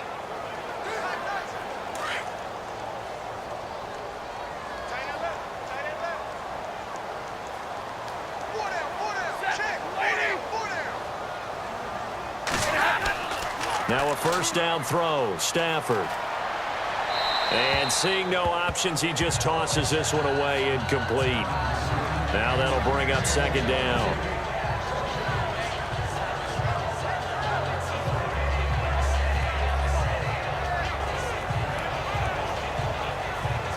Second down now after the incompletion.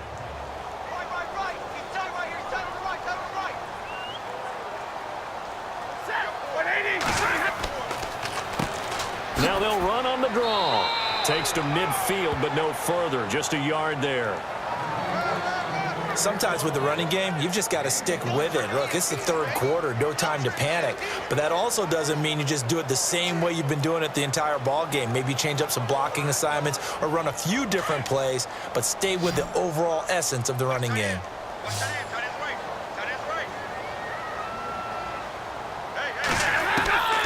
From the 50 at Stafford. It's caught. Jones. 18 yards there and a first down. I don't care how many times we see it. I still get a kick out of watching quarterbacks and receivers do the pass tree in pregame warm-up. But I always remember that when we go to practices, we see that after practices as well. They really tune it up, don't they? They tune it up. They know why they do it for these situations. First down. And they build that trust, and that's why they're able to find him in this type of a situation. And on the outside, they're playing press coverage.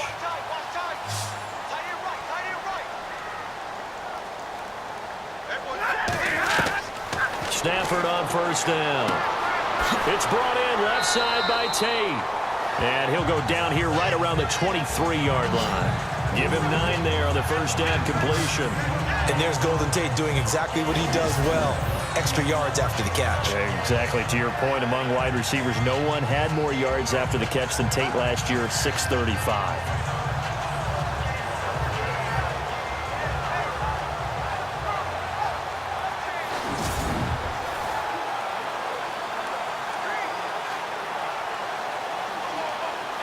Just 1 yard to go here on second down.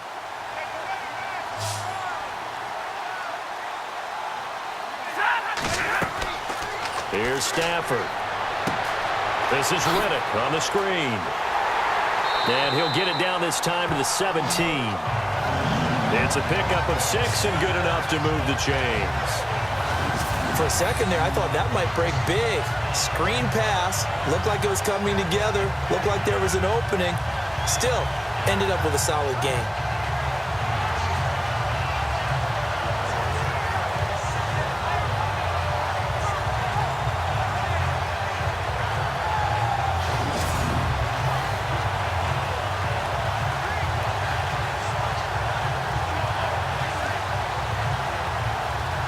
And here comes play number 6 on this drive.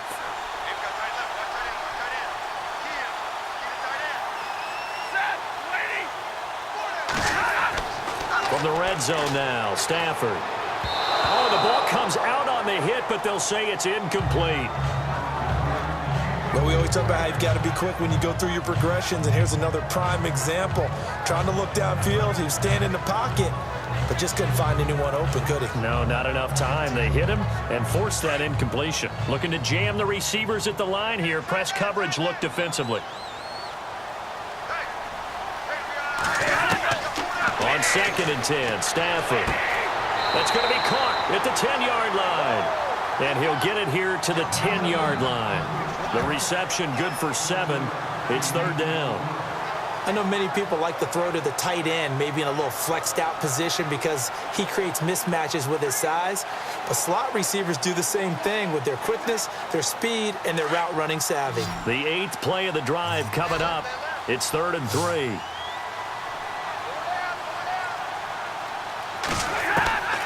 Stafford looks to throw again.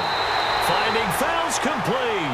The gain of 5 that time gives him the conversion and makes it 1st and goal. And that's understanding where the markers are, because it's not just running to them. Because on the catch, you can actually be pushed back before the first down. It's getting past it and allowing that opportunity to drift back towards the first down line and still having picked it up. Really well run.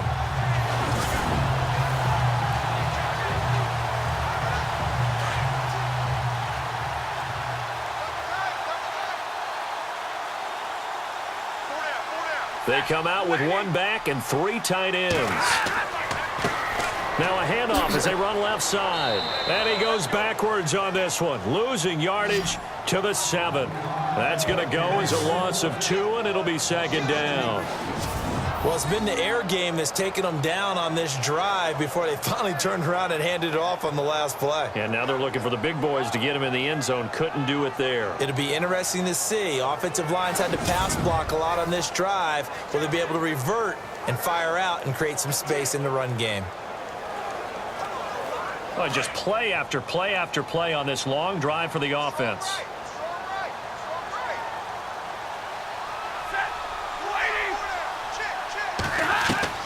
On second down, here's Stafford. And he's going to be dropped. Back at the 15-yard line. Second goal, last thing you need to do is get pushed backwards to take a sack. But he couldn't find anywhere to go with the football, had to eat it, and ended up on the ground.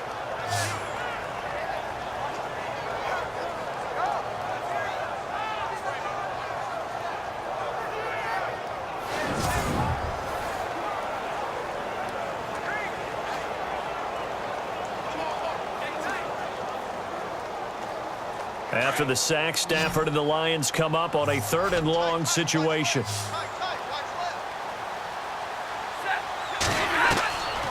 Out of the gun, Stafford. And he'll get into the end zone. Touchdown, Detroit.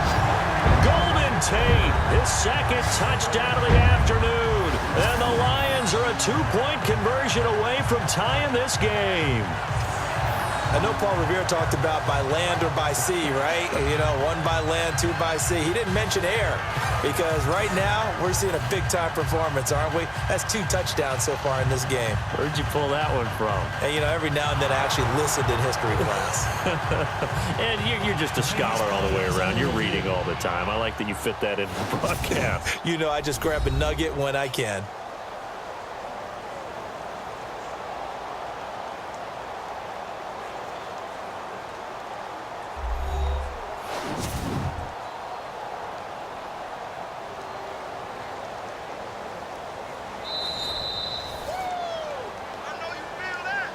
After reviewing the play, the ruling on the field stands.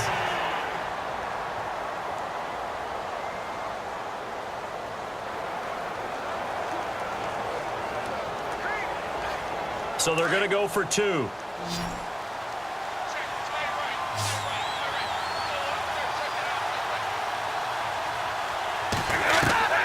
A shotgun snap for Stafford. And it's incomplete, but a flag is down here, so hang on. Let's see what we've got. Illegal touching. Offense. So this will be accepted as it moves the offense backwards.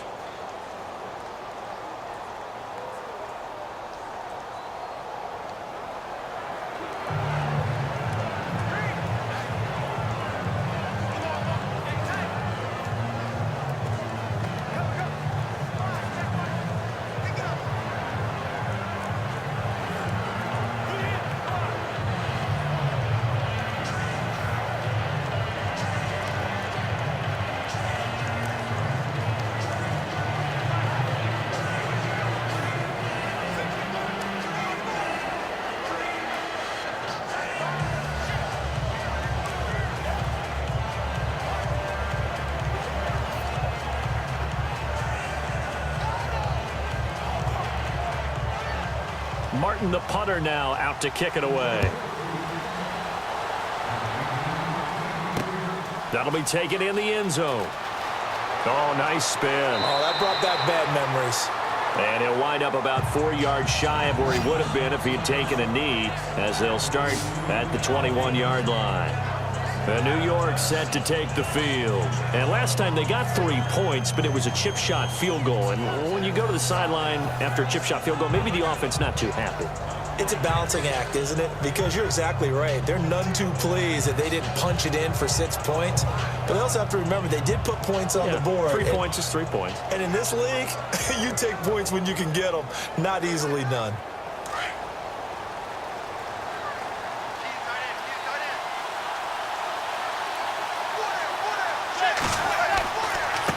Now a handoff here to his running back.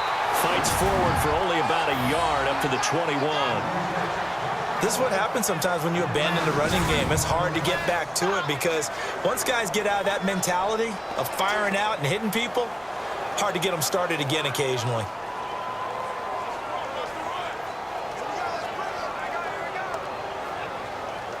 Inside 4 minutes to go, third quarter.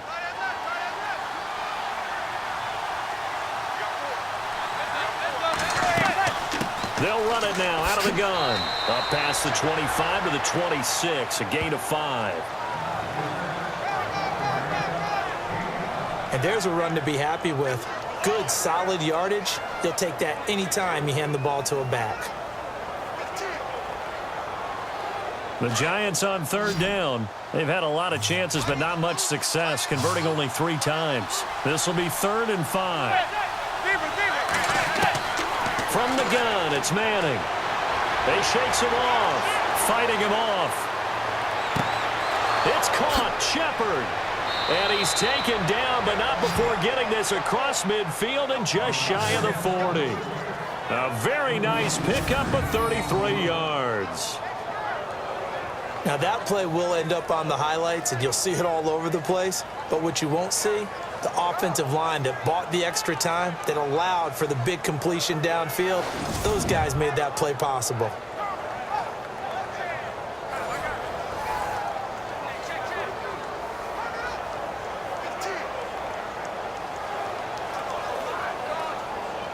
So after that big gain, let's see what else the offense has up its sleeve.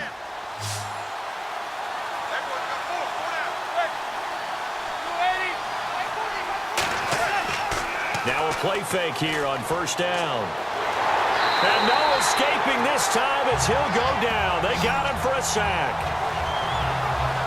Well, they go play fake. The problem is nobody was faked out. And when no one's faked out, what's the end result? Quarterback gets hit.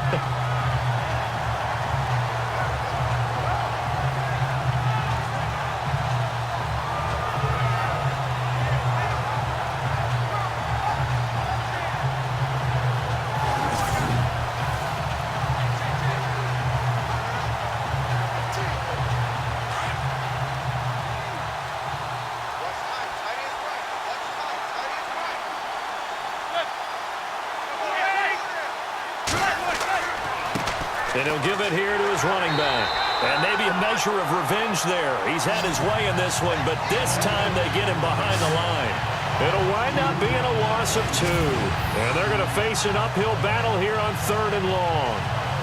So while the offense has had a big day, no one on that side of the ball is excited about seeing a loss like that. Their goal, to make every play positive. And when you have a bad one like that, your next goal is to not let it spiral into more.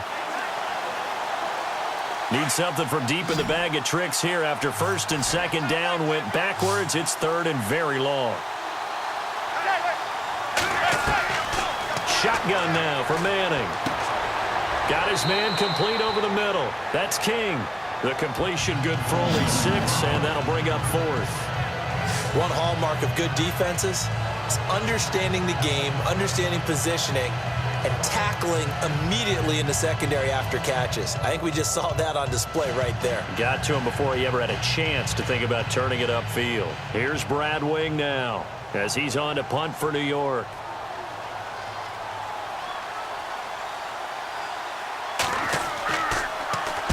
He gets this one away, and boy, it's another boomer. There, this punt will go out of bounds. I think it'll be inside the 25, and it will. Right at the 24-yard line is where they'll spot it. And Detroit getting set to go now. And after the field goal last time, we'll see what they can get here. At least they got points out of the last drive, Charles. I never met an offensive coach that didn't want to drive to end with a kick. Most of them wanted to end with a PAT, right? In this case, a field goal, they'll take it. Way better than the alternative, which is a punt. Yeah, but you met fan bases that wanted that, that weren't happy with that field goal. I haven't met a fan base yet that wants to drive to end with a kick other than the extra point. That's it. They go play action here on 1st down. Caught on the right side by Jones. And they're going to get this one all the way out across the 45. A good pickup there at 22.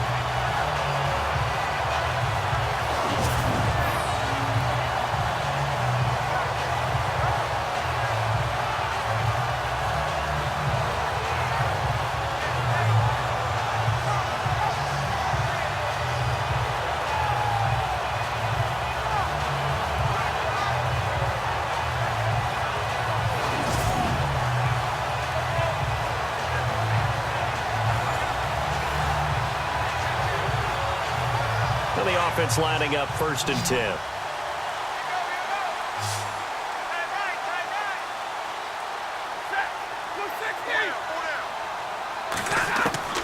From the gun, Stafford. Complete to Jones. And he's brought down. He got 18 yards out of that one, and it gets him a new set of downs.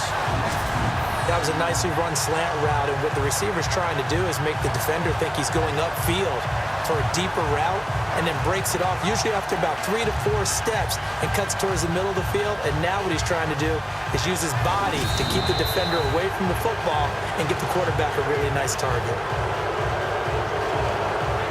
And that is going to do it for this 3rd quarter of action. We'll return with more after this break. You're watching the NFL on EA Sports.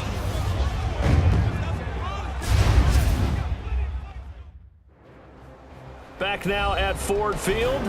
It's been a good one so far. Just a 2-point game here as we get set for quarter number 4.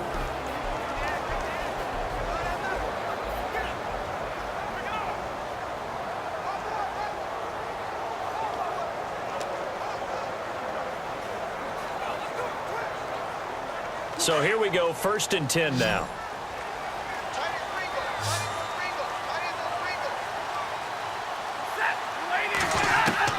Operating from the gun, Stafford. This complete to Jones. And this time not quite to the 30. He'll be down at the 31-yard line. A gain of 6 there on 1st. He decided to run a hitch route. It really helped to have a guy who can turn it loose. And, boy, he rifled one in there on that one. Not much run after catch, but it worked really well. 2nd down now after the pass completion.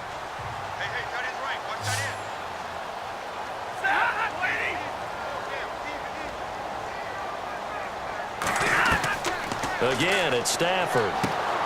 Throwing the out route incomplete. That's Jones. And he'll go down here right around the 23-yard line. 7 yards there, good enough to move the sticks. But it appears that they read man defense and went to the out route. And what you have to do on that one is the receiver's got to make sure he works the defender towards the middle of the field to give himself space to cut to the outside and have that ball delivered with good timing, and they got it done.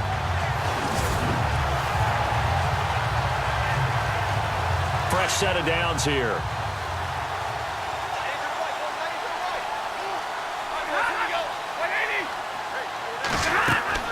Throwing again at Stafford. Oh, it's a screen pass. That's complete. And he's going to lose yardage and be backed up to the 25. It's a loss of 2 there, bringing up 2nd down. Got to give some credit there defensively. They snuffed out that screen early on 1st down. Really read it well, didn't they? Because they didn't bring the pressure that they expected. They covered all the passing lanes. So once you see it break down as the passer, I think in this situation, you're either throwing it at the feet of your back to make sure no one picks it off, or you throw it away, throw it over the sideline. Don't try and freelance and try and make a bigger play. There's really no one else running a pattern that should be open.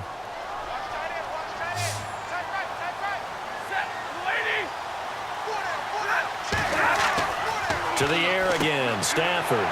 Ebron with it over the middle. And he'll take it down here just shy of the 15 at the 16-yard line. And they'll get 9 there as that sets them up better for 3rd down. They gave up the completion there, but this is what zone defenses count on. Catching the ball and not much run after the catch. And now inside the red zone, the offense will operate.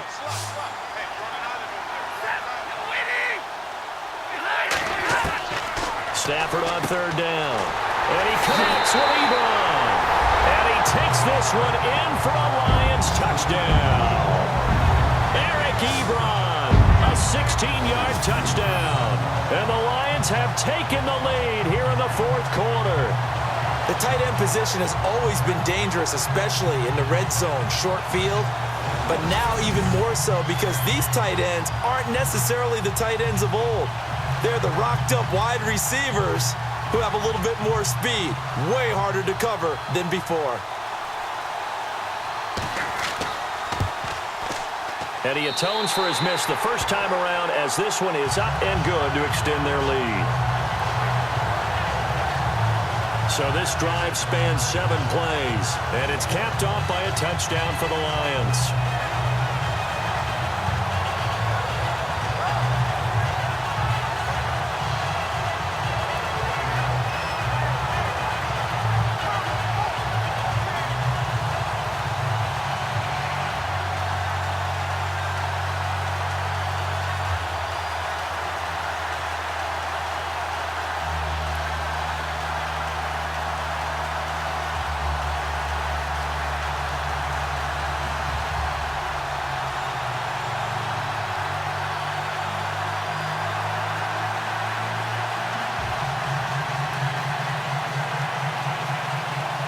Martin, the punter, now out to kick it away. This is fielded a couple yards deep.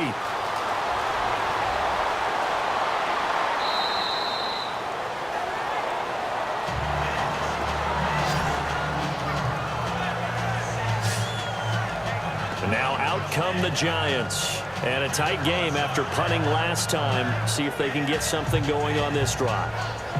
As they head to the field now, with the game this close, you've got to feel there's a sense of urgency for them going on offense right now. But they have to do it without letting panic creep in and affect their play.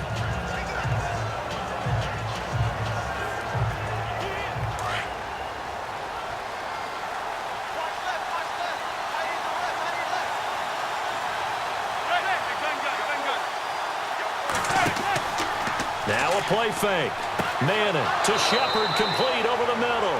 And able to get this one across the 45 before he's brought down. That one good for 16, and the drive will continue. Tell you what, he's been able to put the ball in some tight spots all game long. That throw, no different. Yeah, a lot of people would call it a gutsy type of a throw. I think he looks at it as, I can do it, so it's not that big of a deal to me, and I'm going to keep firing.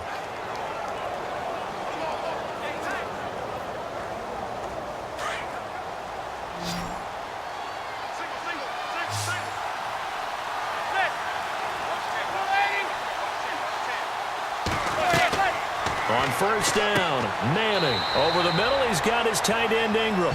And he'll get it into enemy territory just across midfield at the 49. 5 yards on the catch there, brings up second down. Not a big window to throw. Coverage wasn't too bad there. Yeah, they had him under wraps pretty well, but somehow able to muscle his way open and catch the ball. 2nd and 5.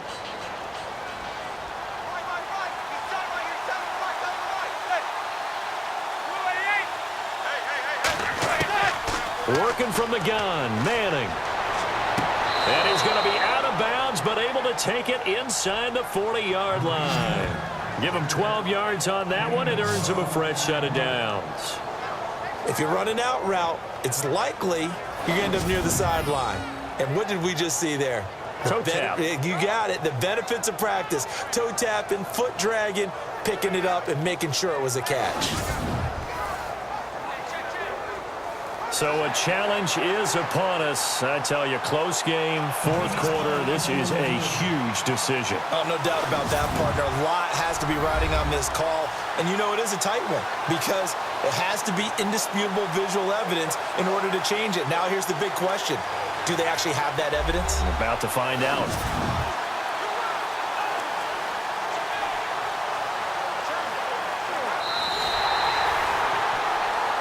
After reviewing the play, the ruling on the field is reversed.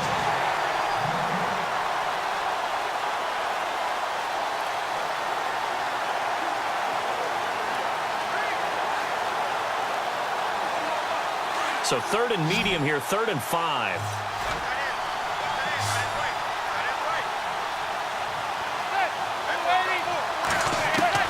Again, they'll throw with Manning. Looking deep downfield. That's caught inside the 20. They chalk that one up as a gain of 34 on 3rd down. And that's how you pick up a first down. Not only does he make the catch, but has enough body control to get his feet down inbounds, toe tapping and dragging to make sure he gets it done.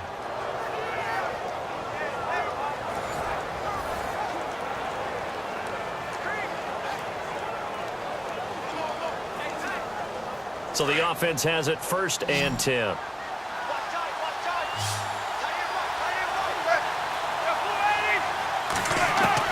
Into the red zone now. Manning.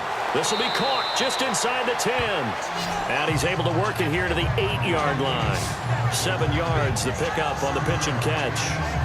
Now that's staying ahead of the chains. Really good pickup on first down, hitting the tight end there. Now it brings up a second and manageable. Just found a hole in that zone.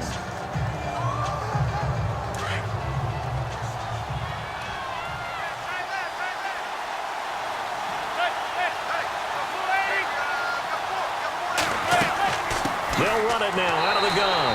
And maybe a measure of revenge there. He's had his way in this one, but this time they get him behind the line. That'll go as a loss of 5. And that'll lead here to a 3rd down. Partner, I think there's a lesson there. Some days you're just having a really tough time, and for the defense, today has been that day.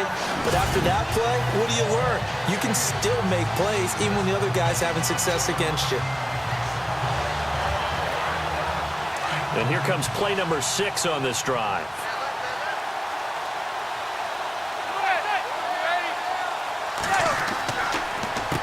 On the run, here's Vereen. And he'll be taken down here at about the 11. 2 yards on the pickup there. It's 4th down.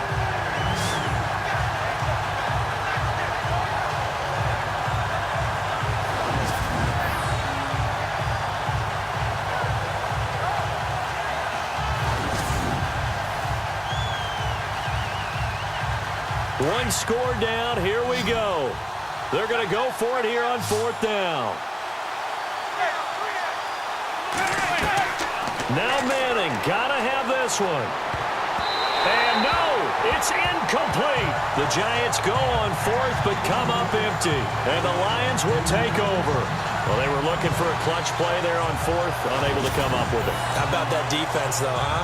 How about that D? Yeah, momentum swing. And, you know, I remember playing how much 4th downs were emphasized. You know, because, as you said, it's a momentum play. It's also a big test for you. You know, if people are going to go for it on 4th down, they believe you're not up to the challenge. You want to show them differently. So here come the Lions now.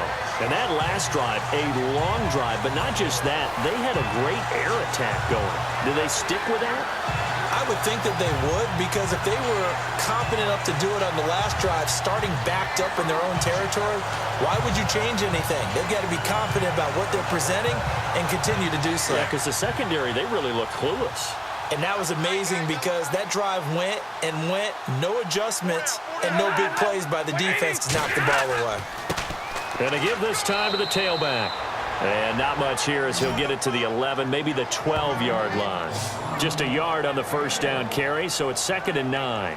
Brandon, it's all about pace and tempo now for them. They've got the advantage, so I'm going to put musical terms for you. You don't want to go prestissimo. That's too quick, too lively, right? But you also don't want to slow it down too much. You don't want to go lento. What you really want to be is moderato. Nice and even, nice and steady, get those gains, and close out the game. I think that chicken parm from last night's gone to your head. And able to get it here to about the 16-yard line. 4 yards on the completion, and it sets up a 3rd down. That was an okay hook up there with his tight end, but unfortunately, they didn't get the kind of yards they had hoped for. That's going to bring up 3rd down.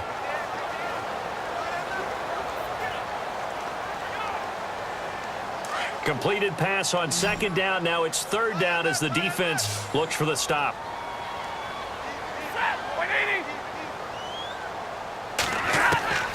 From the gun, here's Stafford.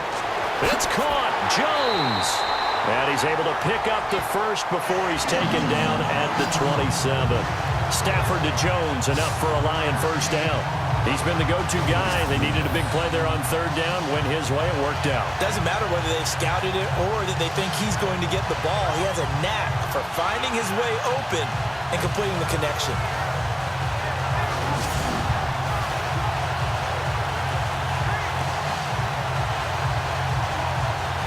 Offense comes to the line now, 1st and 10.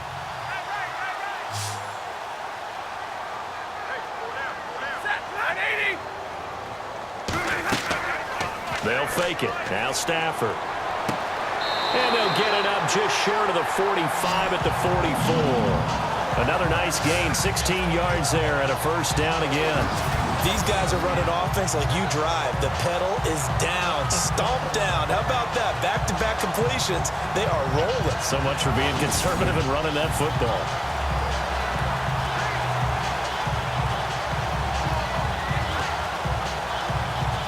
First down and 10 now for the offensive group.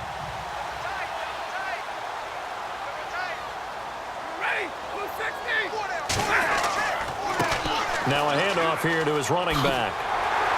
And he's got it across midfield and down to about the 47-yard line. 9 yards is the pickup there, and they'll have a 2nd and 1. Now, I'm guessing you'd say this is kind of the key here. Grind out some yardage, work on that clock, see if you can continue to tick it down. Definitely, you want to bleed things out at this point, right? Continue to possess the football, gain some yardage, and put the onus on the defense. Do they have to use timeouts? What are they going to do to stop you? You're taking charge.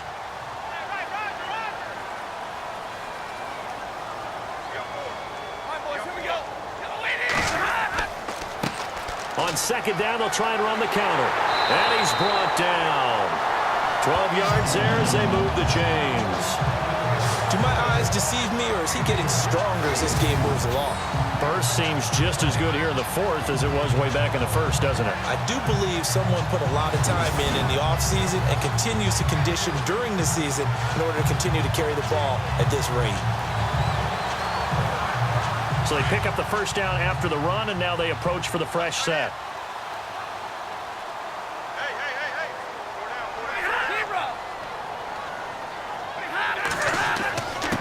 And he'll give it here to his running back. And brought down, but not before they're inside the 25. 12 yards on back-to-back plays there, and that's another first down. Well, partner, I know this type of running back. I mean, this size, this intensity usually gets better as the game goes on. And I just tell you from experience, the first few quarters, oh, you're eager. You come running up there, I'm going to tackle this guy. By the 4th quarter, you're coming up and thinking about it. And D-line wearing down 4th quarter. Yeah, that's not a guy they want to see consistently.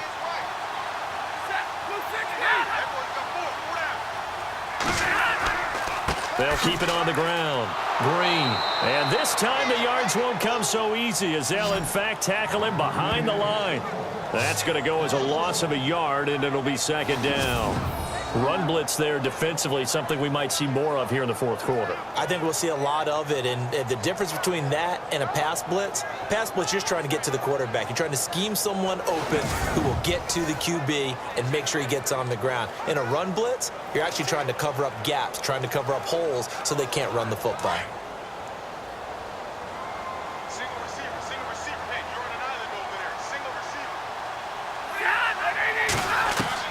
They'll try the air now with Stafford. That is caught right at the 10-yard line.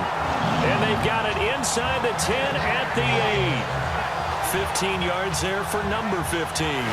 This is something you got to be wary of defensively. I mean, just because they're in the mode of trying to burn some clock doesn't mean they won't pass it, and they got good yardage out of that one. Yeah, and really, when you're looking at it, now they've got a fresh set of downs.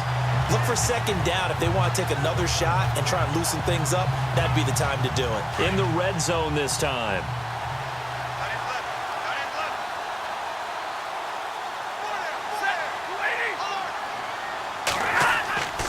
On 1st down, Green. And they'll be driven back here, losing yardage to the 10-yard line.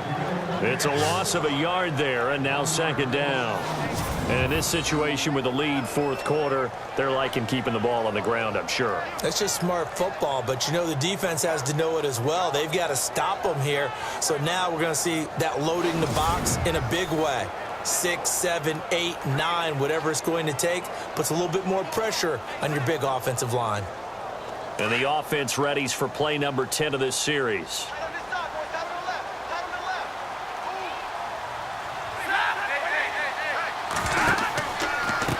Going to give this time to the tailback. Looking for a seam, but finding none. He'll get back to the line of scrimmage, and that's it. No gain on the play there. They're going to need to come up with something better here on 3rd and goal. Now, obviously, that's some good work there defensively, being able to stop them and bringing up a key 3rd down. But if you're on the offensive side of the ball, there's an opportunity, because I know what defensive guys are thinking right now. Just stop them, get to the ball. That means they might not be sound defensively. There could be some opportunities. And you said key 3rd down. Highlight that word, put it in bold. Here we go. And this is going to be incomplete. The effort's always going to be there. Everyone's always going to try and make a catch, but underthrown balls, I think, are the toughest ones to come back and get because usually your momentum's going in the opposite direction when you're trying to stop, break, and come back and get it. So on 4th down, out trots the kicker in a big spot here.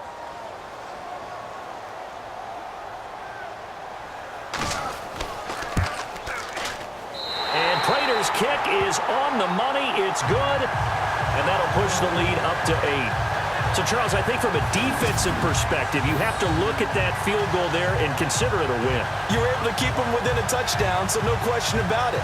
That was the kind of stand that keeps you in ball games.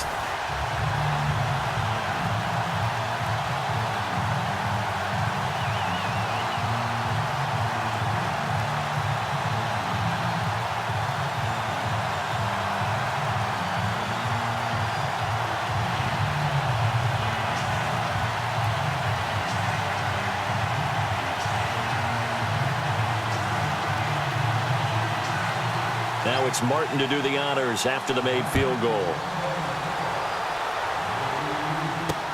This fielded a few yards into the end zone. And a couple yards deep, he'll go to a knee. He won't return it.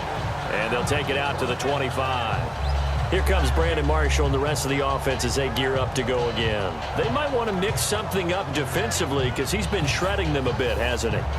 That he has, and even with all the changes that you know are going on the defensive side of the ball, he's still finding ways to get open, finding the right spots, and the delivery's been pretty good too. He's over 100 yards, has the 1 touchdown score to this point.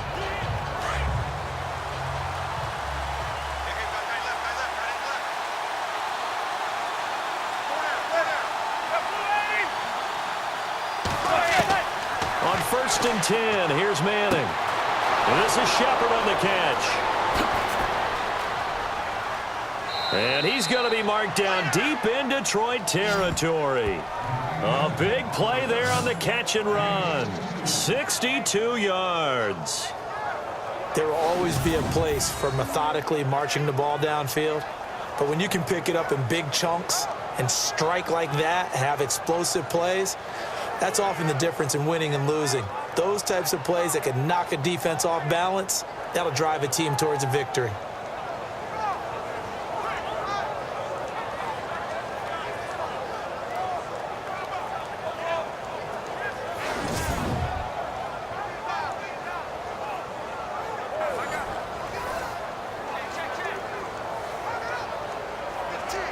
So this offense really needs to make something happen here late in the 4th with the football. They'll run it now out of the gun. And able to push his way forward here for a good little gain. He'll get a nice chunk there on the 1st down run, and it's 2nd and 4. Frustrating for a defense, energizing for an offense. Finding a way to create that type of yardage in your running game, that'll make the guys carrying the ball very, very happy. They don't need to run another play here before the 2-minute warning.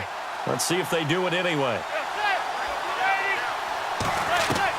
Now Manning throwing on 2nd down.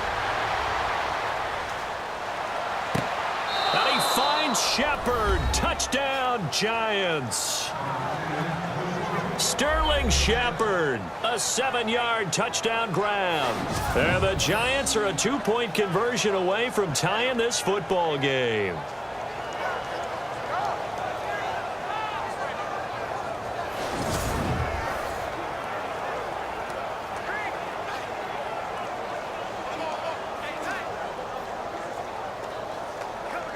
And there's going to be a stoppage here. The booth wants to take another look at this potential touchdown.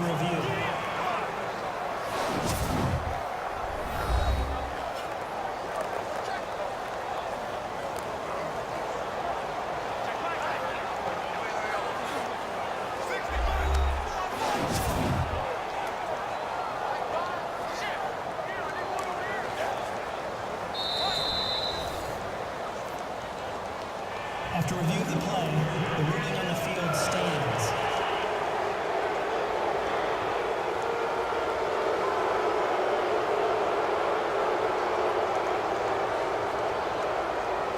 go now as we get set for a big 2-point conversion.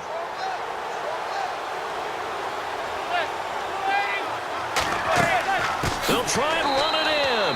That is not going to be any help as they dump him behind the line of scrimmage. And a failure to convert and tie the game. Now the pressure shifts back to the defense. But I think it was the right play. I think it was the right call to try and tie the game there. Kick an extra point, you're still down 1. What's the sense? I like what they did.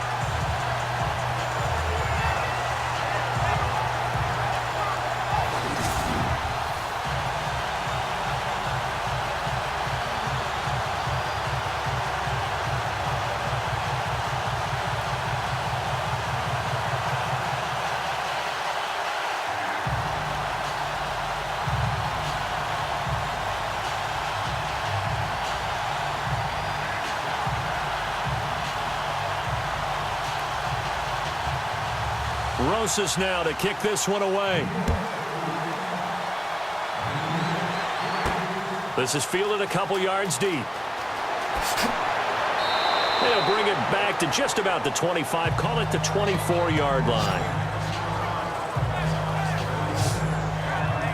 Here's the Detroit offense now as they head back out onto the field. They have the football. They're looking good, but the lead is just 2. So any mistake in a field goal can beat you. They got to be careful. And that's where it gets difficult because you don't want that to leak into your thinking. You want to play like, hey, we've got the advantage. We can close this out. Don't play from fear, and they can win this game. See if they can play fear-free and hang on.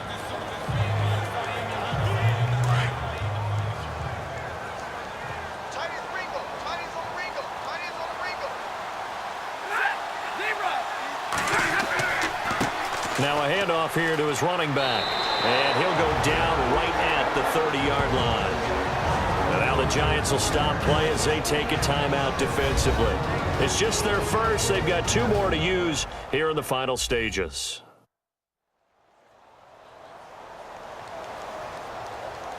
The defense, they got a little bit of a breather. Now they're back and set as we resume play.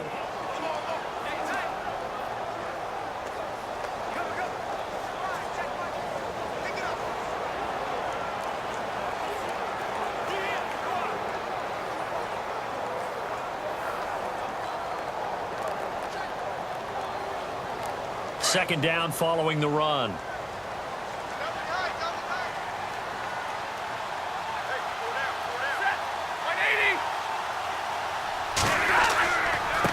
And he'll give it here to his running back.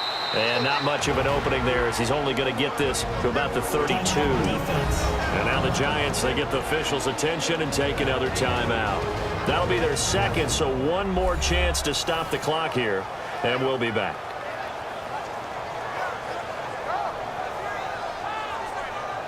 And now following that timeout, the defense back out onto the field.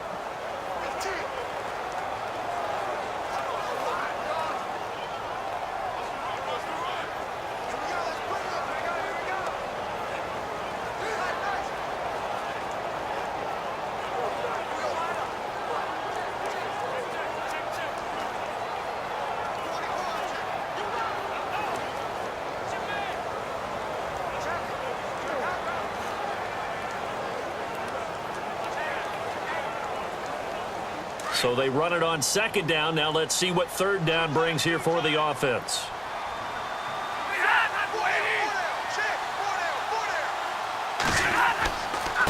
Going to give this time to the tailback. And he went nowhere. He'll lose yardage back to the 29. And now we're going to get a timeout here called by the defense. That'll be their third and final stoppage here as we step aside. So a defensive timeout, chance to regather, regroup, and get set as we resume action.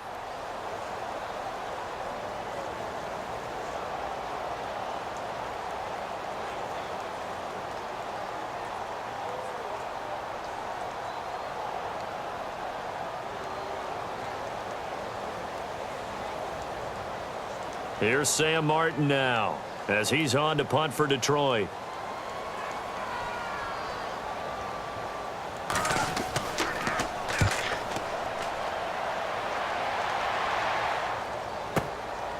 This is taken at about the 14.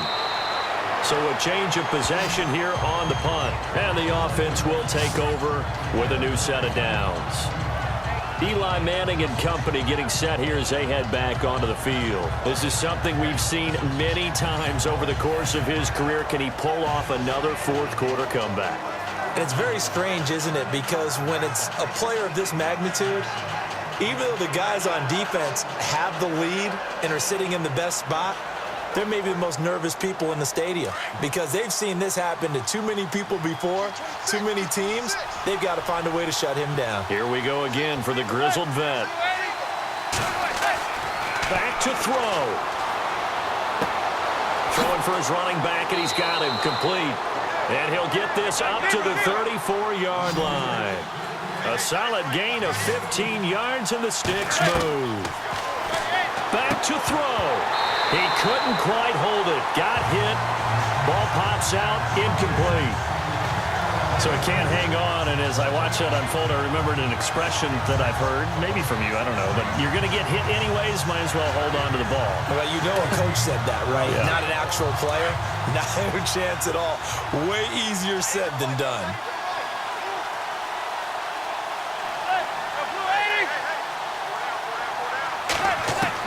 They'll look to throw.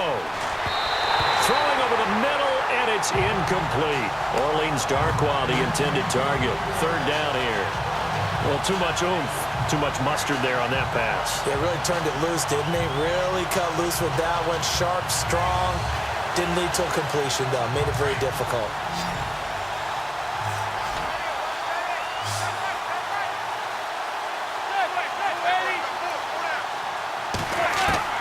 He'll look to throw.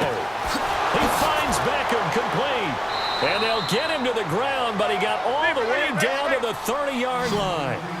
Give him 35 yards there on the third down conversion.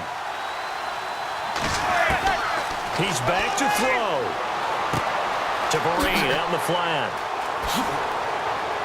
And down inside the 15 he goes.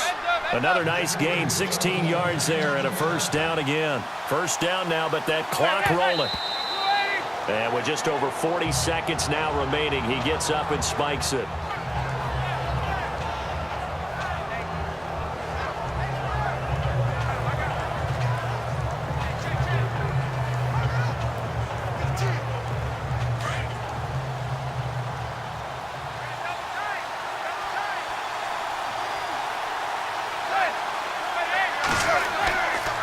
Now a handoff here to his running back. And they get to him quickly here as he stopped right around the 13. 2 yards on the carry there, and it's going to lead him to third down. We can't be totally sure that that was by design, but we do know that a lot of kickers like the ball in the right hash in order to kick the field goal. Finding his safety valve here. That's complete. They'll get a couple yards on that one, and that'll bring up fourth down. Partner, I think that completion takes the definition of dink and dunk to a different level, doesn't it? It does, and the defense was right there, kind of played into their hands. So on fourth down, out trots the kicker in a big spot here. And now the Lions going to stop us momentarily as they call a timeout. It's just their first. They've got 2 more to use here in the final stages. So the defense had a chance to catch their breath, and now they're back out and ready.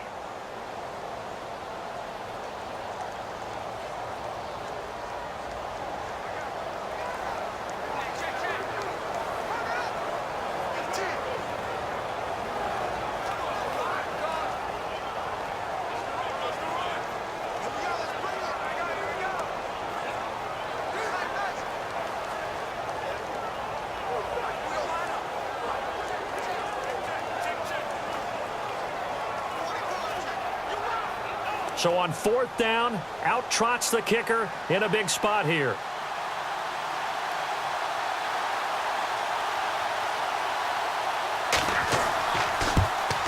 And Rosas puts this one through.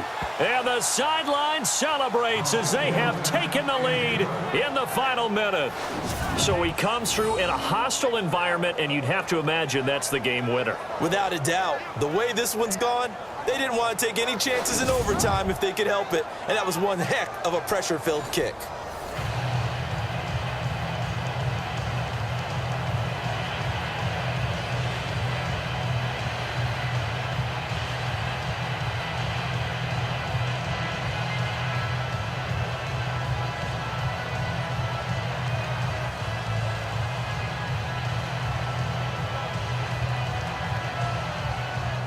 After the field goal, here's Rosas to kick it away. This will be fielded at the 6. Solid return, pretty good field position. They'll start at the 32-yard line.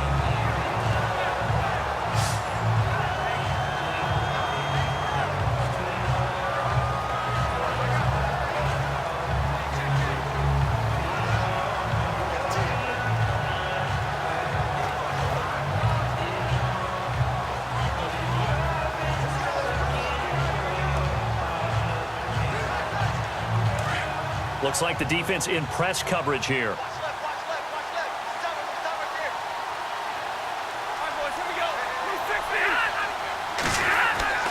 Stafford.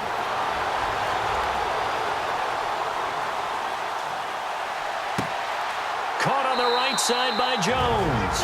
So now with 6 seconds remaining, we get a timeout on the field.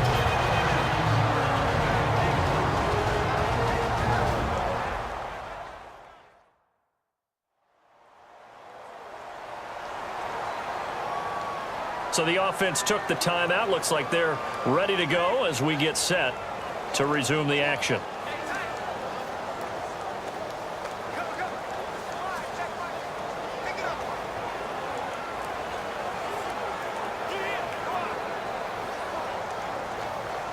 Now the offense lining up 1st and 10.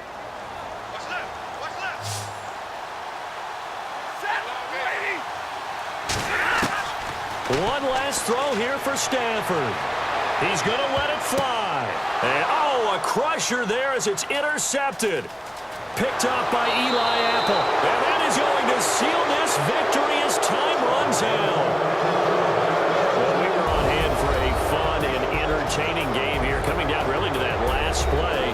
Great job defensively to get the pick and seal it. And we know that every play during a game matters.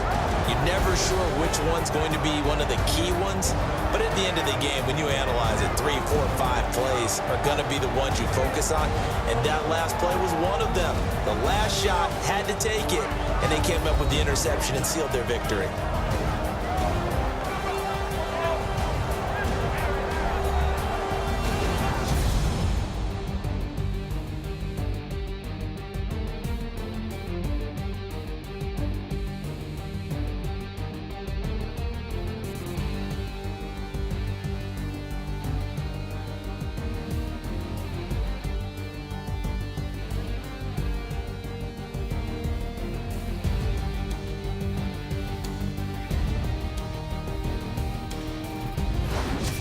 So that's a wrap for Charles Davis. I'm Brandon Gaudin.